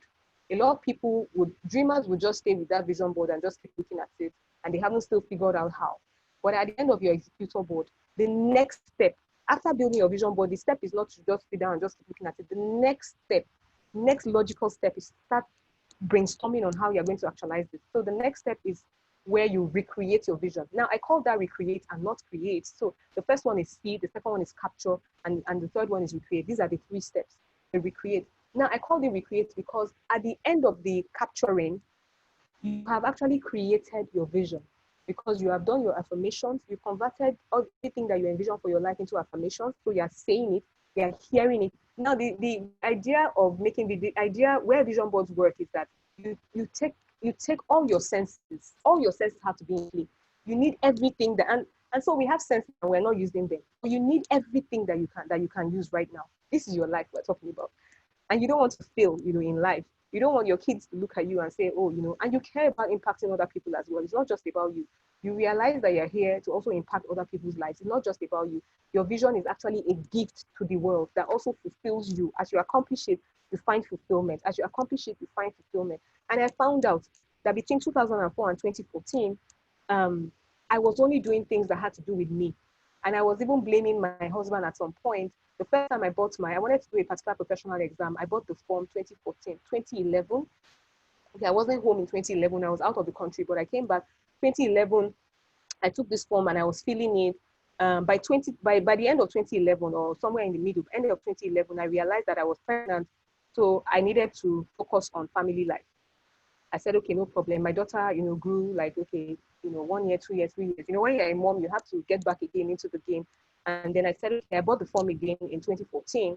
And when she was 2 years old, and I said, you know what, I'm going for this exam this time. And by the end of 2014, it was always September. So September 2011, I found out I was pregnant. September 2014, I found out I was pregnant. And I gave birth, 2015 June, 2012 June, and all that. So at some point around 2014 was that time when all these things started coming to my head and saying, you know what, you've stayed on this spot for too long. I was doing some things. I had, I'd done, I finished my architecture education. I had done my interior design course. I had done like so many other things. And then I said, okay, you know what, on this vision, what do you have on these dreams list? Okay, you wanted to do fashion design. Okay, go and learn how to sew. So at the end of the year, I went to learn how to sew. I did pattern drafting, 4 months, looked into this thing, did everything. At the end of all that, my gra, in 2015, I sat down, I looked at it and said, okay, you did pattern drafting. What exactly? Why was there fashion on your this thing? What do you want to do with fashion? Do you want to be a fashion designer, or as in and do fashion design like full time, or do you want to just be collaborating with people? Now I found out that my sister, another sister of mine, is more she's more passionate about fashion than I am. I'm more passionate about interior design. She's very passionate about fashion. So I thought about it and I said, I have the drawing skills and the creative skills and everything. I can collaborate with her, you know. So I figured that out. This is where processing comes in. You don't just take your dreams and just say, oh, I'm going to. So I took my dream of, oh, I put fashion design there and everything. I didn't process that dream and I went and I did pattern drafting. It's not a waste because I can make clothes for myself and I like it, you know, and all that, because I'm just the kind of person that likes to learn skills. And I feel happier when I have a lot of skills that I have, you know, amassed and all that. But it's not just about getting all those skills, you know, in the real life. It's all about how you're going to employ them. And those skills actually help me. So I put everything that I've learned into what I do, you know, into everything that I do. When I'm doing my design work, I put all my experiences from everywhere. When I'm doing this personal development work, I put all my experiences from everywhere. So the Executor Vision Board gives you that leverage, you know, of going from dreaming, going through the clarity phase, processing these things and understanding exactly what you want to use them for in your life. So today when somebody comes and says, I have this sewing workshop or production room that I want to sell, I'm not interested in buying it because I know what my vision for fashion design is. It's to partner with somebody and collaborate with someone. And that is also a strategy that I use in accomplishing my multi-passion, right? You don't have to do everything by yourself alone. You can find people to partner with and then you actually feature. For example, I used to do interior design business coaching, you know, before, but I found out that I didn't want to coach only interior designers. I wanted to coach creatives because I see myself first as a creative. In fact, I feel like I read architecture because that was the only course in Nigeria that was well suited. If I was outside the country, I probably would have read something like product design because I'm very crafty. I love to use my hands a lot and things like that. You know, but anyway, so architecture is really good. It's a very, very deep, you know, design field. And if you study architecture, I feel like your brain is sharp enough. You can study any other thing and you can do any other thing you want. So I'm happy, you know, that that's what I did. But now I do use my skills, you know, that I learned in school to achieve any other thing. It's also the same skills that I use in my See Capture Recreate method. So where I help, so See Capture Recreate method is all about helping people design their lives. So this is life design. That's what I do with the See Capture Recreate. And that's what so that's the potential that a vision board has. A vision board has the potential of helping you design the life that you desire. It's not just about, okay, so because when you're talking about processing, that's design. When you're talking about, okay, what do I do to act, that's design, you know, and all that. A fusion vision board, you know, a fusion vision board is a vision board that you build when you have some dreams that you're not very clear about, you know, in some aspects of your life, but you're really clear, pretty clear about some other ones. And if you must build a life overview vision board, it's okay to just put the things that, you know, they seem as if they're like, okay, this is the appearance of this thing. And then by the time you now go to the ones that you're really clear about, you could just, you know, and the way that I do vision boards and I tell people to do vision boards is I use color coding where I just, you know, so if you don't use color coding, you could just partition your board and just put, okay, this side of life, this part, so that you can see everything clearly. Maybe because I'm a designer, I don't know, but you have to actually, I feel like overwhelmed. A lot of people are overwhelmed and sometimes it's just in the process. The way that they actually do things is what makes them overwhelmed. For me, everything has to be simple. Everything, and design actually gives you that leverage. Everything has to be simple. Everything has to be getting you unstuck, getting you moving. There has to be movement. There has to be simplicity. There has to be organization. So there's no overwhelm. And then you have to be productive. So 4 things that I look into, you know, when I'm dealing with people, you have to be productive in this life. You have to be very organized. You have to be very clear on what you want. There's no confusion, you know, and then you have to be moving. You know, you have to be moving, you know, and then you just have to be to be this person. So there's no disorganization, there's no confusion. You're actually clear. You're not stuck. You're actually finding movement. You know, you're not underproductive because you know what to do. And I mean, like, there's so much that that we can do. I was telling somebody about how I get so much done in 1 week. It's because I have a week figured out. I know my rest days, and I actually do rest on my rest days. I just Netflix and I chill. And then on Tuesdays to Friday to Thursdays, Friday was calling me. I don't know what she was calling me, but Tuesdays to Thursdays, I'm actually consulting sometimes with 10 to 15 clients. And then depending on if it's just discovery calls, I could do about 10 to 15, which is just 30 minutes to an hour to 5 hours each day. But if it is like real consultations, I could take maybe just about 2 a day and do 6, at most 9, but 6, you know, would be ideal for me. So I know my strength, you know, and I know what I want to do with that time. And this is what, if you understand all these kind of things as an entrepreneur, there's no way that you will not understand how to value your services. You know, even as you will value your services, you will value your time. There's no time, like somebody comes to your house and wants to sit down and wants to gossip. You don't have time for gossip. because there's so much that you need to do, in your life. But even with this whole, I want to do stuff in my life, it's not about being busy. There's a strategy. You have to rest. You have to chill. You have to rejuvenate. Tuesday to Thursdays, I'm on it. That's the grind. Those are grind days for me. Fridays and Saturdays are the days that I do things for me. I learn on Fridays and Saturdays. Sundays are for the family, and Mondays are my rest days, my personal rest days. So that's how I get a lot done. It is the clarity of vision that I have for my life that enables me to say I need a strategy that helps me to chill because I have so much to do. And that's just it. So for going from being a dreamer and then becoming a doer, what you really need is to have, you need to be able to see your vision. You need to be able to capture your vision. At the end of capturing, you have actually created because before you build your vision board, you've done your visualization, and that's your first creation. Your visualization is your first creation. When you visualize and you get this, so your visualization is not a picture. That's the difference. When you envision something, you can see a picture. It's a picture of your future. When you visualize something, it has moving parts. You are seeing like a movie. It's just like inviting a videographer and a photographer to an event. When you invite a videographer, the videographer is actually videoing everything that is going on, everything that is moving. When you invite a photographer, the photographer is taking a picture of things that were happening. So he just took a picture of things that were happening. He's not creating a picture out of nothing that happened. When you create a picture out of nothing that happened, that's what it means when you put what you envisioned on your vision board. You've created a photo, a picture to focus on out of nothing that has happened. Nothing has happened. There's no movement. It is still. It's like a still, it's something that is still. But when you visualize, it has moving parts.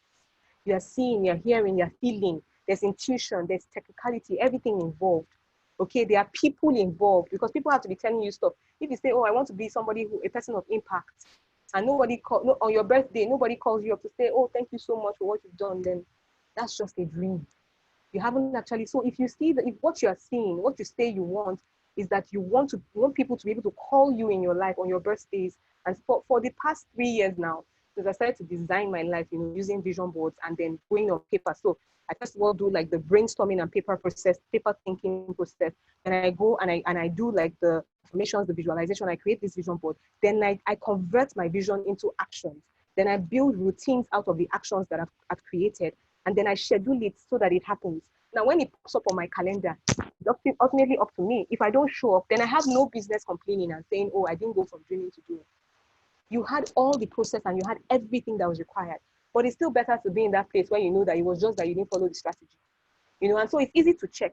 Now, when I tell people, do 1 year and see what it is, it's because I want you to be able to find out what the problem is. When you don't discover something, because we're going to be tracking. You're not just doing something and just, like I said, you have a framework. It gives you leverage. You can be creative and all that, but you can be creative within the boundaries of this framework because you know that that framework is your uniqueness. That is your identity. That is for you. It is customized. It is personalized for you. So everybody has their own, framework, based on the things that they are seeing in their lives, the things that they are feeling the urge, and that's, that desire to be and all that. So how to go from being a doer and dreamer to being a doer, how to go from dreamer to doer using a vision board, is like the whole see, capture, recreate process that I explained. Now, this is the vision board. This is what a vision board looks like. So this will be the physical vision board, and this is the digital one. So I created these things using PowerPoint, and I still have the slides today. So it's good because I can recreate this vision board if I feel like, oh, because when I created it, I actually didn't take care of it because I didn't know that I was going to get it. It actually just, put me in. I knew that I had visions of, I wanted to impact people, but I didn't know what I was supposed to be doing to impact the lives of people. So I started with what I knew, and I created this group on Facebook where I started to talk to people about design. So I started to do like design decor coaching, where I'll tell you if you want to DIY your space, you don't want an interior designer to come in, you could just, pick my brain, and pay me for the service of picking my brain, and I'll just lead you step by step, every single thing that you need to know. And I knew that I was going to be okay doing that because I had discovered myself, and I knew that I had a passion for teaching. Okay, so you know all these things, all these dreams, how you know that these things are the things you need to pursue. Do they combine your passions and your experiences and everything? So everything, that's why I say everything that I do, it just really grounds me. So someone said, I hope you don't get confused though. This your personal development business and your design. Under the design business, I have another one that is more like for designers and creatives. It teaches them entrepreneurship. And then there's the one where I actually do my work, So I have like 3 different businesses that I run, up until the time that I built my vision board, I had only one business, which was my Adline Signature, which is what was this is it here, my design business. But when I got really clear about what I wanted to do in my life, this board made me understand that I was multi-passionate, and that I should be fine with it, and that there was a way that I just needed to find a strategy that worked for me. And so I started to find that strategy when I started to process my dreams. I said, okay, this and this and this is what will work for me. And so when I started to, see these things, in my design business, everything was coming together. I said, okay, it's good to teach other designers and creatives. But I didn't want to stay with only designers, right, like myself. I wanted to talk to everybody. And so now what I do to talk to designers is that I partner with my friend, Olabisi, who is also an interior design business coach. I partner with her. At the time when I was doing interior design business coaching, she was running her interior design business. It just so happened that we just switched. I just left it and went away. She does that now. To be an interior design business coach, I don't have to go build like one business from scratch. I could partner with Olabisi, which I do right now, and then I could talk to creatives on that. So I didn't even understand that creative business that I could bring out of being a creative and helping other creative entrepreneurs succeed, and then being this person who is clear about her vision and helping other people get clear about their vision and actualize their dreams. These are two different dreams that I built out of understanding that I was somebody who was impact driven. And it was when I found clarity of my vision after building my first vision board that I got this. And this is the reason why the vision board is very deep for me. The vision board actually is just a small scope in the entire frame that I use. The whole visualization frame is 5 steps. The vision board is just in number 3 when you design the life that you desire. It's just in number 3.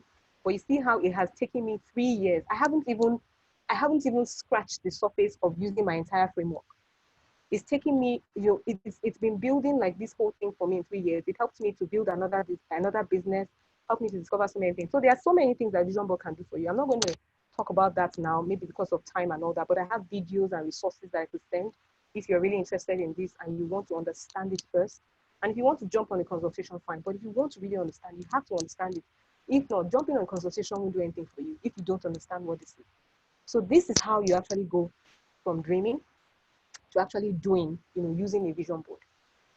Everything that I just explained. And I hope that, this was really good. Let me go into the chat section and see what's going on.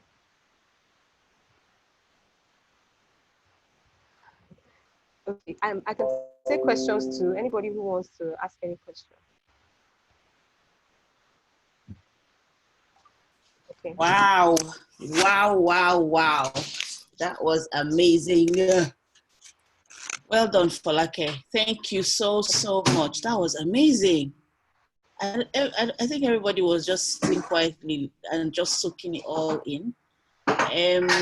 So does anybody have any comments or questions? I know in the chats there were some reactions. One, Tutu said, Folakemi Odesola. I want to do something with my life is not about being busy. That is like a busy bee. Okay.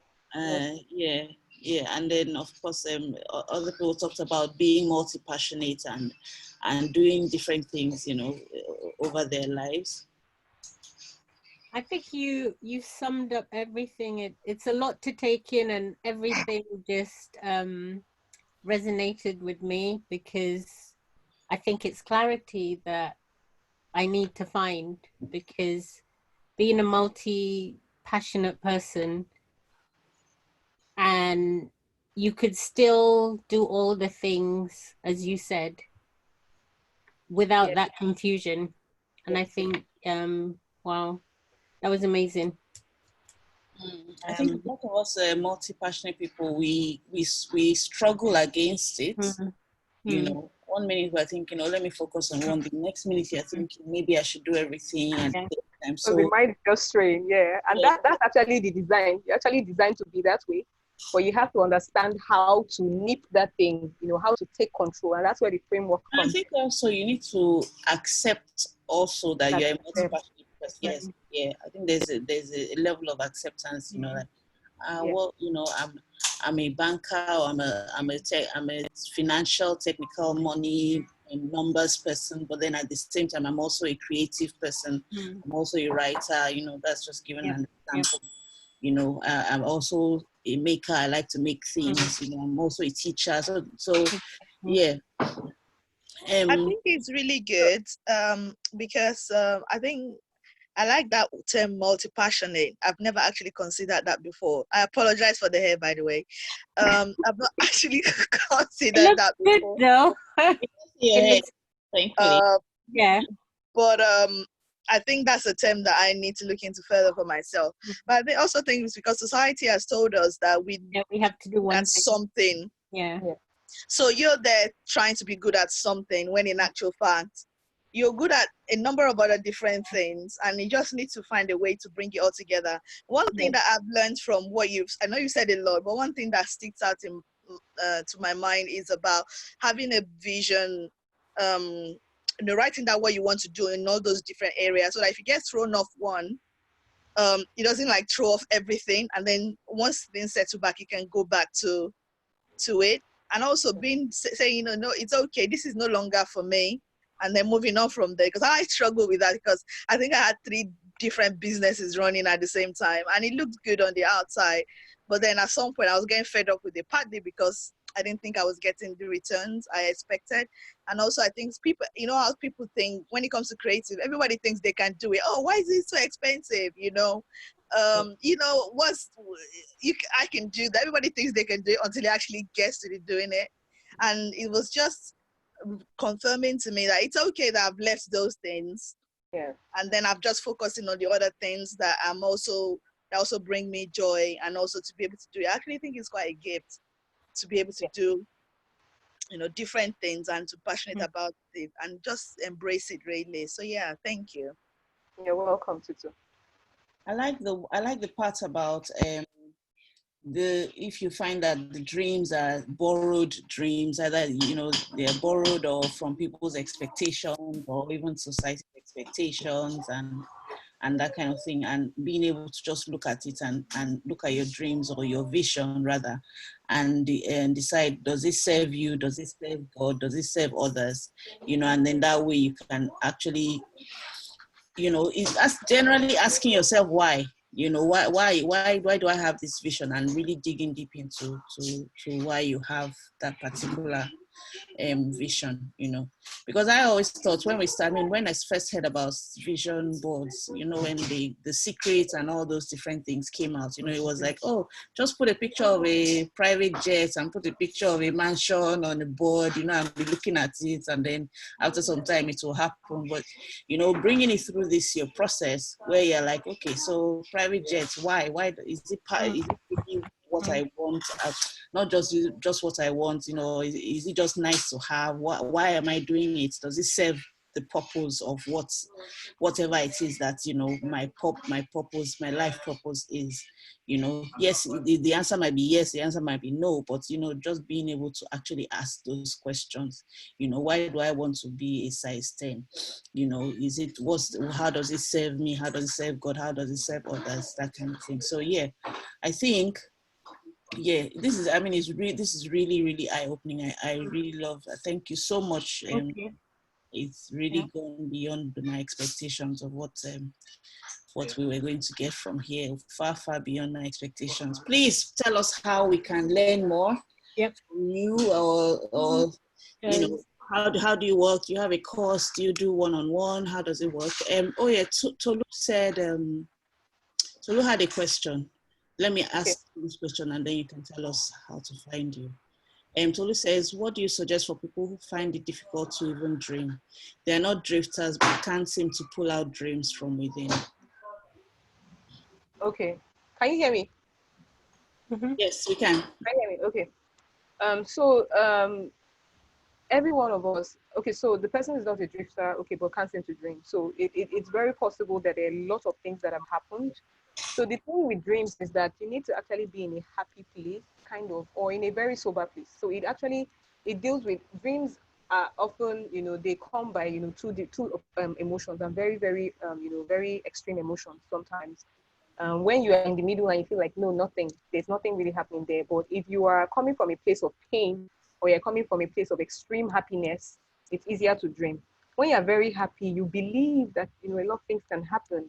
which is why I always tell people sometimes before you do your vision board or anything, just go and play music, play one song that you like, and just be dancing and just I feel was like life is just good. about to say this to you. This morning when I woke up, and I actually wrote it down as soon as I woke up. I hope I can find it. I was just saying to myself, why do we have dance parties in the? What's the purpose of having dance parties in the Yellow Pepper Club? You know, and oh God, I hope I can see it. And okay, yes, I've seen it. So Okay. why do we dance? Okay. And I said, let go of inhibitions. It increases our energy. It improves our mood. I said just because it gets the blood flowing, it gets our creativity going. You know, so that dance thing. You know, there's a thing that they say about dance like nobody is watching. So you when you dance, there's a way you just let go of things and you just kind of like have no inhibitions and all that. Yeah. Yeah. And I just made a note of it. I said, oh, I'll write something or I'll make a post about it. Why do we dance in the Yellow Pepper Club? It's not just because we like music or we like dancing. There is a purpose to it when we're about to work or when we're about to do something. Sometimes, or in between when we're working on something, we stop and we dance. You know, why do we do that? Why do we want to do that? You know, so this is really helpful, I think, for Yeah. what you're saying. Yeah, and then the other emotion could be like the really sober emotion, which a lot of thinkers would experience. Like, so for somebody who is maybe sanguine, it's okay, let's dance and everything, and that's the person's like inspiration place or inspired place. Even though dancing and music is good for everybody, but for a thinker, sometimes the person is sober and they're like, you know what, and be satisfied with everything. So in that process where I tell people, where we're doing the evaluation, where I say you need to be able to evaluate your life, there's also a place for gratitude. So gratitude is that when you're dancing and you're happy, you know what you're actually thankful for. You know some things have not happened, but you're thankful for some particular things. So that's actually the place where you are saying, what am I grateful? I'm grateful for this. Then that place where you're saying, what am I dissatisfied by? It's a very, very useful question. I'm not happy about this. I'm not happy about that. Some people are not always able to see clearly what they are not happy about. Then maybe they haven't felt some pain. And if they don't know the pain they felt, then they need clarity. Clarity is the answer to everything. So if there's somebody who has a lot of things, the person is not a drifter, definitely not a drifter. The person is probably a thinker who is, maybe overthinking a lot of things. There's a lot of things going on in there, in that thinking space. And the person needs to just really get clear about why those thoughts are coming. What exactly am I supposed to do with this thing? And what are the things that are really, and to understand what the dreams are really, if you can just sit down and then quick way to actually knowing what your dreams are, what you actually aspire for. If I ask you and I say, what are you not happy about in your career life? There's a way that you would say what you're not happy about. It will be in your language. Another person would point out something else. The things that you point out that you're not happy about, those are the values, those are the things that matter to you. Those are the things that matter to you. If you point out, and those are the things that you aspire for those things to be better. So if you can't dream, you can't envision or something like that, you could just go from what am I dissatisfied. For some people, it's easier for them to reach that. Some people are half empty, the glass is half empty kind of people. Some people are the glass is half full kind of people. If you're the glass is half full kind of person, it means that you're somebody who music and all that will help you. You can start dreaming like that. Another way to start dreaming is by, if you are a glass half empty kind of person and you like to be logical and factual, to actually go in, and it's easier for you to understand what you're not happy about in your life. And then whatever it is that you say you're not happy about, because that's the language you have spoken. When you flip it, the opposite of that thing that you're not happy about, those are the things that you want. Those are the dreams. Those are the things that you really, really, you're dreaming about, and that it's just the flip of it. So if somebody cannot dream, from a happy place or whatever, it's fine. There are people. I heard Pink, the musician, she writes music from a place of pain. So when she's happy and she's jumping, she can't really write much. But when she's pained, like something just happened to her, she brings out her best works always come from pain. Not that she can't write when she's happy, but her best works come from pain. For which another person, their best work will come from a place of happiness. So it's just about using these emotions. None is bad. It's not bad to be a thinker or to be sober or anything. No, it's not bad to be extremely happy and you just want the whole world to be, we just have to marry those things, understand who we are, and our temperaments will really tell us how we can go. Who are you and how do you dream best? And then go with that flow. Don't look for someone else's method. Just go with your flow. And that's why I said framework, but flexibility, you know, be creative and all that, and do it how it works for you. So that's what I would say to that person. Awesome. So how can we find you, Folakemi? And you were about to tell us. Okay. How do we work with you? Or how can somebody work with you if they are interested in, you know, like creating their dream life, or you know? Okay. So I have this course that's called the Seek Capital Recreate course. I also run it as a consultation where I, you know, handhold that person. It's a course where the person just goes through everything by themselves, but the handholding is a consultation. Okay, so I have that and I have the consultation. And to work with me, I have this vision board guide I usually give people that I say, you know what, just flip through this guide, you know, look through it and all that. Maybe you understand everything. But if there's anybody who has attended this, I guess the person already knows everything I would have said in that guide. So the best way to find me would be to reach me via email. You know, you can reach me via email, or you can just send me a message. If this is streaming on Facebook, person can just send me a message, you know, like, oh, Folakemi Odesola, just send me a message and let me know. I don't, so of course there are processes, but you can find people like anyhow, you know, like, so if you want to send me a DM, send me a DM. If you want to send me an email, my email address is folakemi at folakemiodesola.com. So you can send me an email, you know, there, folakemi at folakemiodesola.com. Send an email to me or find me on any of my social media platforms. On Instagram, I am the Vision Clarity Expert on Instagram. On Facebook, I am Folakemi Odesola on Facebook. So you can just leave me a message and let me know. I would then give you a form for you to just first and foremost express what exactly it is that the problem is. I set up a consultation, like a meeting, so a discovery call first. You know, so we go on a discovery call first, and I listen to you, and then we can now say, okay, this is how, because everything is customized, you know, depending on what exactly it is you're trying to achieve. So you come on the discovery call, and then from there we know what exactly you want to achieve and how to use the vision board to get you achieving that specific dream. So that's just it. Email or social media inbox, anyone is fine. What did you call your Instagram name? At the Vision Clarity Expert on Instagram. Clarity Experts. Yes, on Instagram.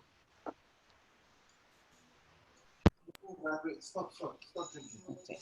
I'm just writing it in the comments on Facebook. Okay, so email Folakemi at folakemiodesola.com or Folakemi Odesola on Facebook or at the Vision Clarity Expert. That's right, on IG. Awesome, awesome. Thank you so much. So, do you have anything coming up soon, or any of your programs coming up soon?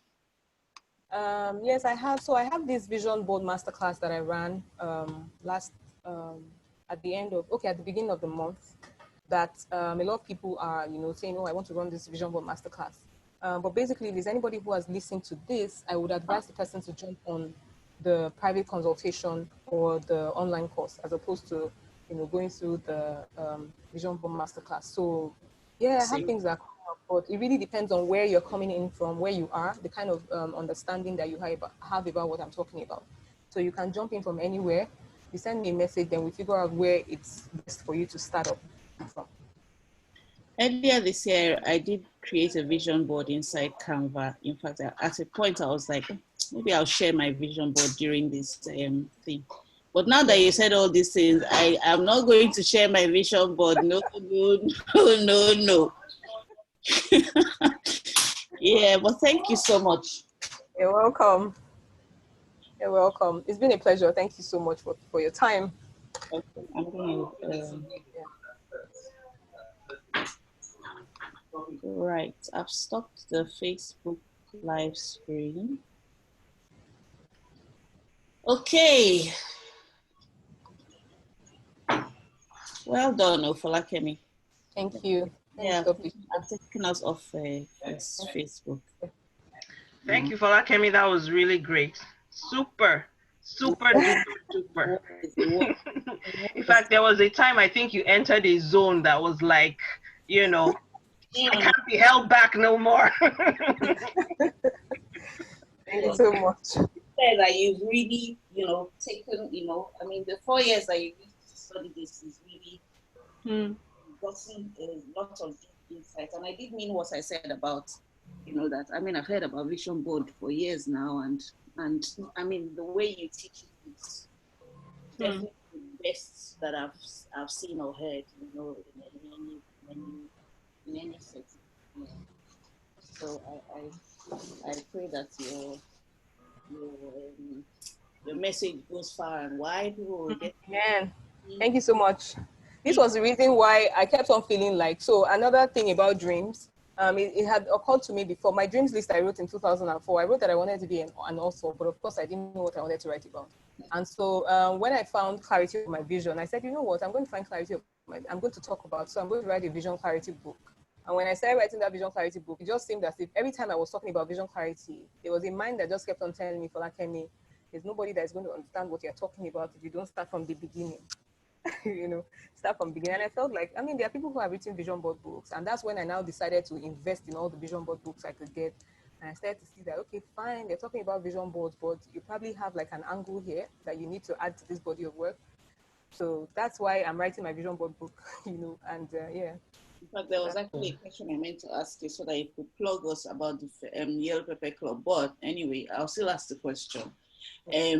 So where did the Yellow Pepper Club fit into your vision or your plan? Where do was it like in the execution phase, or when you saw or heard about the Yellow Pepper Club, what made you think, okay, this is going to be a good tool for me to use, or in terms of your vision and your way of working and your framework? Yeah. So for me, because I understand that, even though when you get to a level, sometimes you feel like you know too much or you know so much and all that, but I always maintain this, this whole thing of I want to just learn. So I'm willing to, I'm open, I'm teachable. I want to learn. I want to also commune. I love conversing with people and fellowshipping with people. Let me put it that way. So when I heard about the Yellow Pepper Club, I said, okay, this is going to be a good opportunity for me to mingle with other people, as well, who are doing like other creative things. I like to be in company of creatives. So mingle with people doing other creative things and learn like one or two things from them, So it was from that place of fellowshipping and learning, that made me say, no, I want to join the Yellow Pepper Club, and all that. So I really wanted to just, be with every other, person and learn from something. And everything I learned, because my frameworks and everything that I develop, I have like different frameworks for different things, but everything that I develop, like I said, is based on my inferences, like what I'm drawing, the lessons I'm drawing from life and all that. So, and I have to give myself experiences if I want to be able to draw any inference. So that's why I joined Yellow Pepper Club. Yeah. Some people call it that, they say your, what do they call it? Your something is your message. Your message is your mess is your message. Turn your mess into your message, kind of thing. And maybe like the pain, all that. You teach what you most want to learn. Yeah. Or what you learn, what you really needed to learn. You knew the pain of not knowing it, and then when you learned it, you feel the passion to teach other people. That's exactly that you learned. So, yeah. Well done. Thank you so much. I think I might have to leave very soon as well because I have a call at midday. But Thank you so much. You guys. Tolu, we're not seeing so much, everyone. You can't see me right now. I'm not. You're not what? I'm not visible. How are you, Tolu? I'm good, Mayan. Thank you. How are you? I'm good. Tolu last time, but I didn't even mention it during the thing that was that Tolu. She came on early, so I opened the room at 7:30. She came on early, out and about the early morning markets. She had been out since 1 a.m. going to all the, what did you call it? Vegetable market? No, vegetable market, meat market, fish markets that open 1 a.m., 4 a.m., 5 a.m. Wow. Wow. I was making candles at 1 a.m. Oh! And DK was brainstorming something at 1 a.m. Yeah, we're all up at that time. I had to force myself to sleep the other day. I had to force myself to sleep at 7 a.m. Yeah. So I think I went to bed at 5. DK, and you'll be calling me, what were you calling me again? Janet Bond. What's that? And Janet Bond rests, so, and she sleeps. But you'll be calling me Janet Bond. You are Janet Bond 0017. Yeah. Okay, it was an awesome session. Well done, it was. Yeah. Thank you all. Thank you so much for listening. Yeah, thank you so much. I've learned a lot. I'm now going to process everything and try and start doing my vision board. So then I'll get back to you. Thank you so much. It'll be Thank good. you. I'll be Yeah. expecting. All right. Yeah. Mayan and Tolu, I'm doing content clarity something in August because I know that you people have not really created content. So I wanted to. Please, I would love to sign up for that. Yes. Whatever it is. I'll put the details here. We've Me not too. even finalized or done anything. We just threw it out I there. will sign up. I will sign up. So it's great for us to get you people to Yeah, sign up. yeah. It's in 2 Right. weeks' time. So at least we Okay. can prepare and do something. So you have 2 weeks. Okay. All right, that'll be And nice. I'm on Thank you. holiday in August. I'll be here for all the sessions. Okay. Okay. So, Awesome. yeah. So we'll see. Should we see later tonight, 8 o'clock, 8 to 10? Yeah. Yeah. Yeah. Yeah. All right then. Sounds good. Okay. All right. Bye. See you Have a later. good Thank you so much. day. Bye, everyone. Have a good day. Well done, Bye. Folakemi. See Thank y'all. you so much. Thank you. Bye. Thank you for asking me.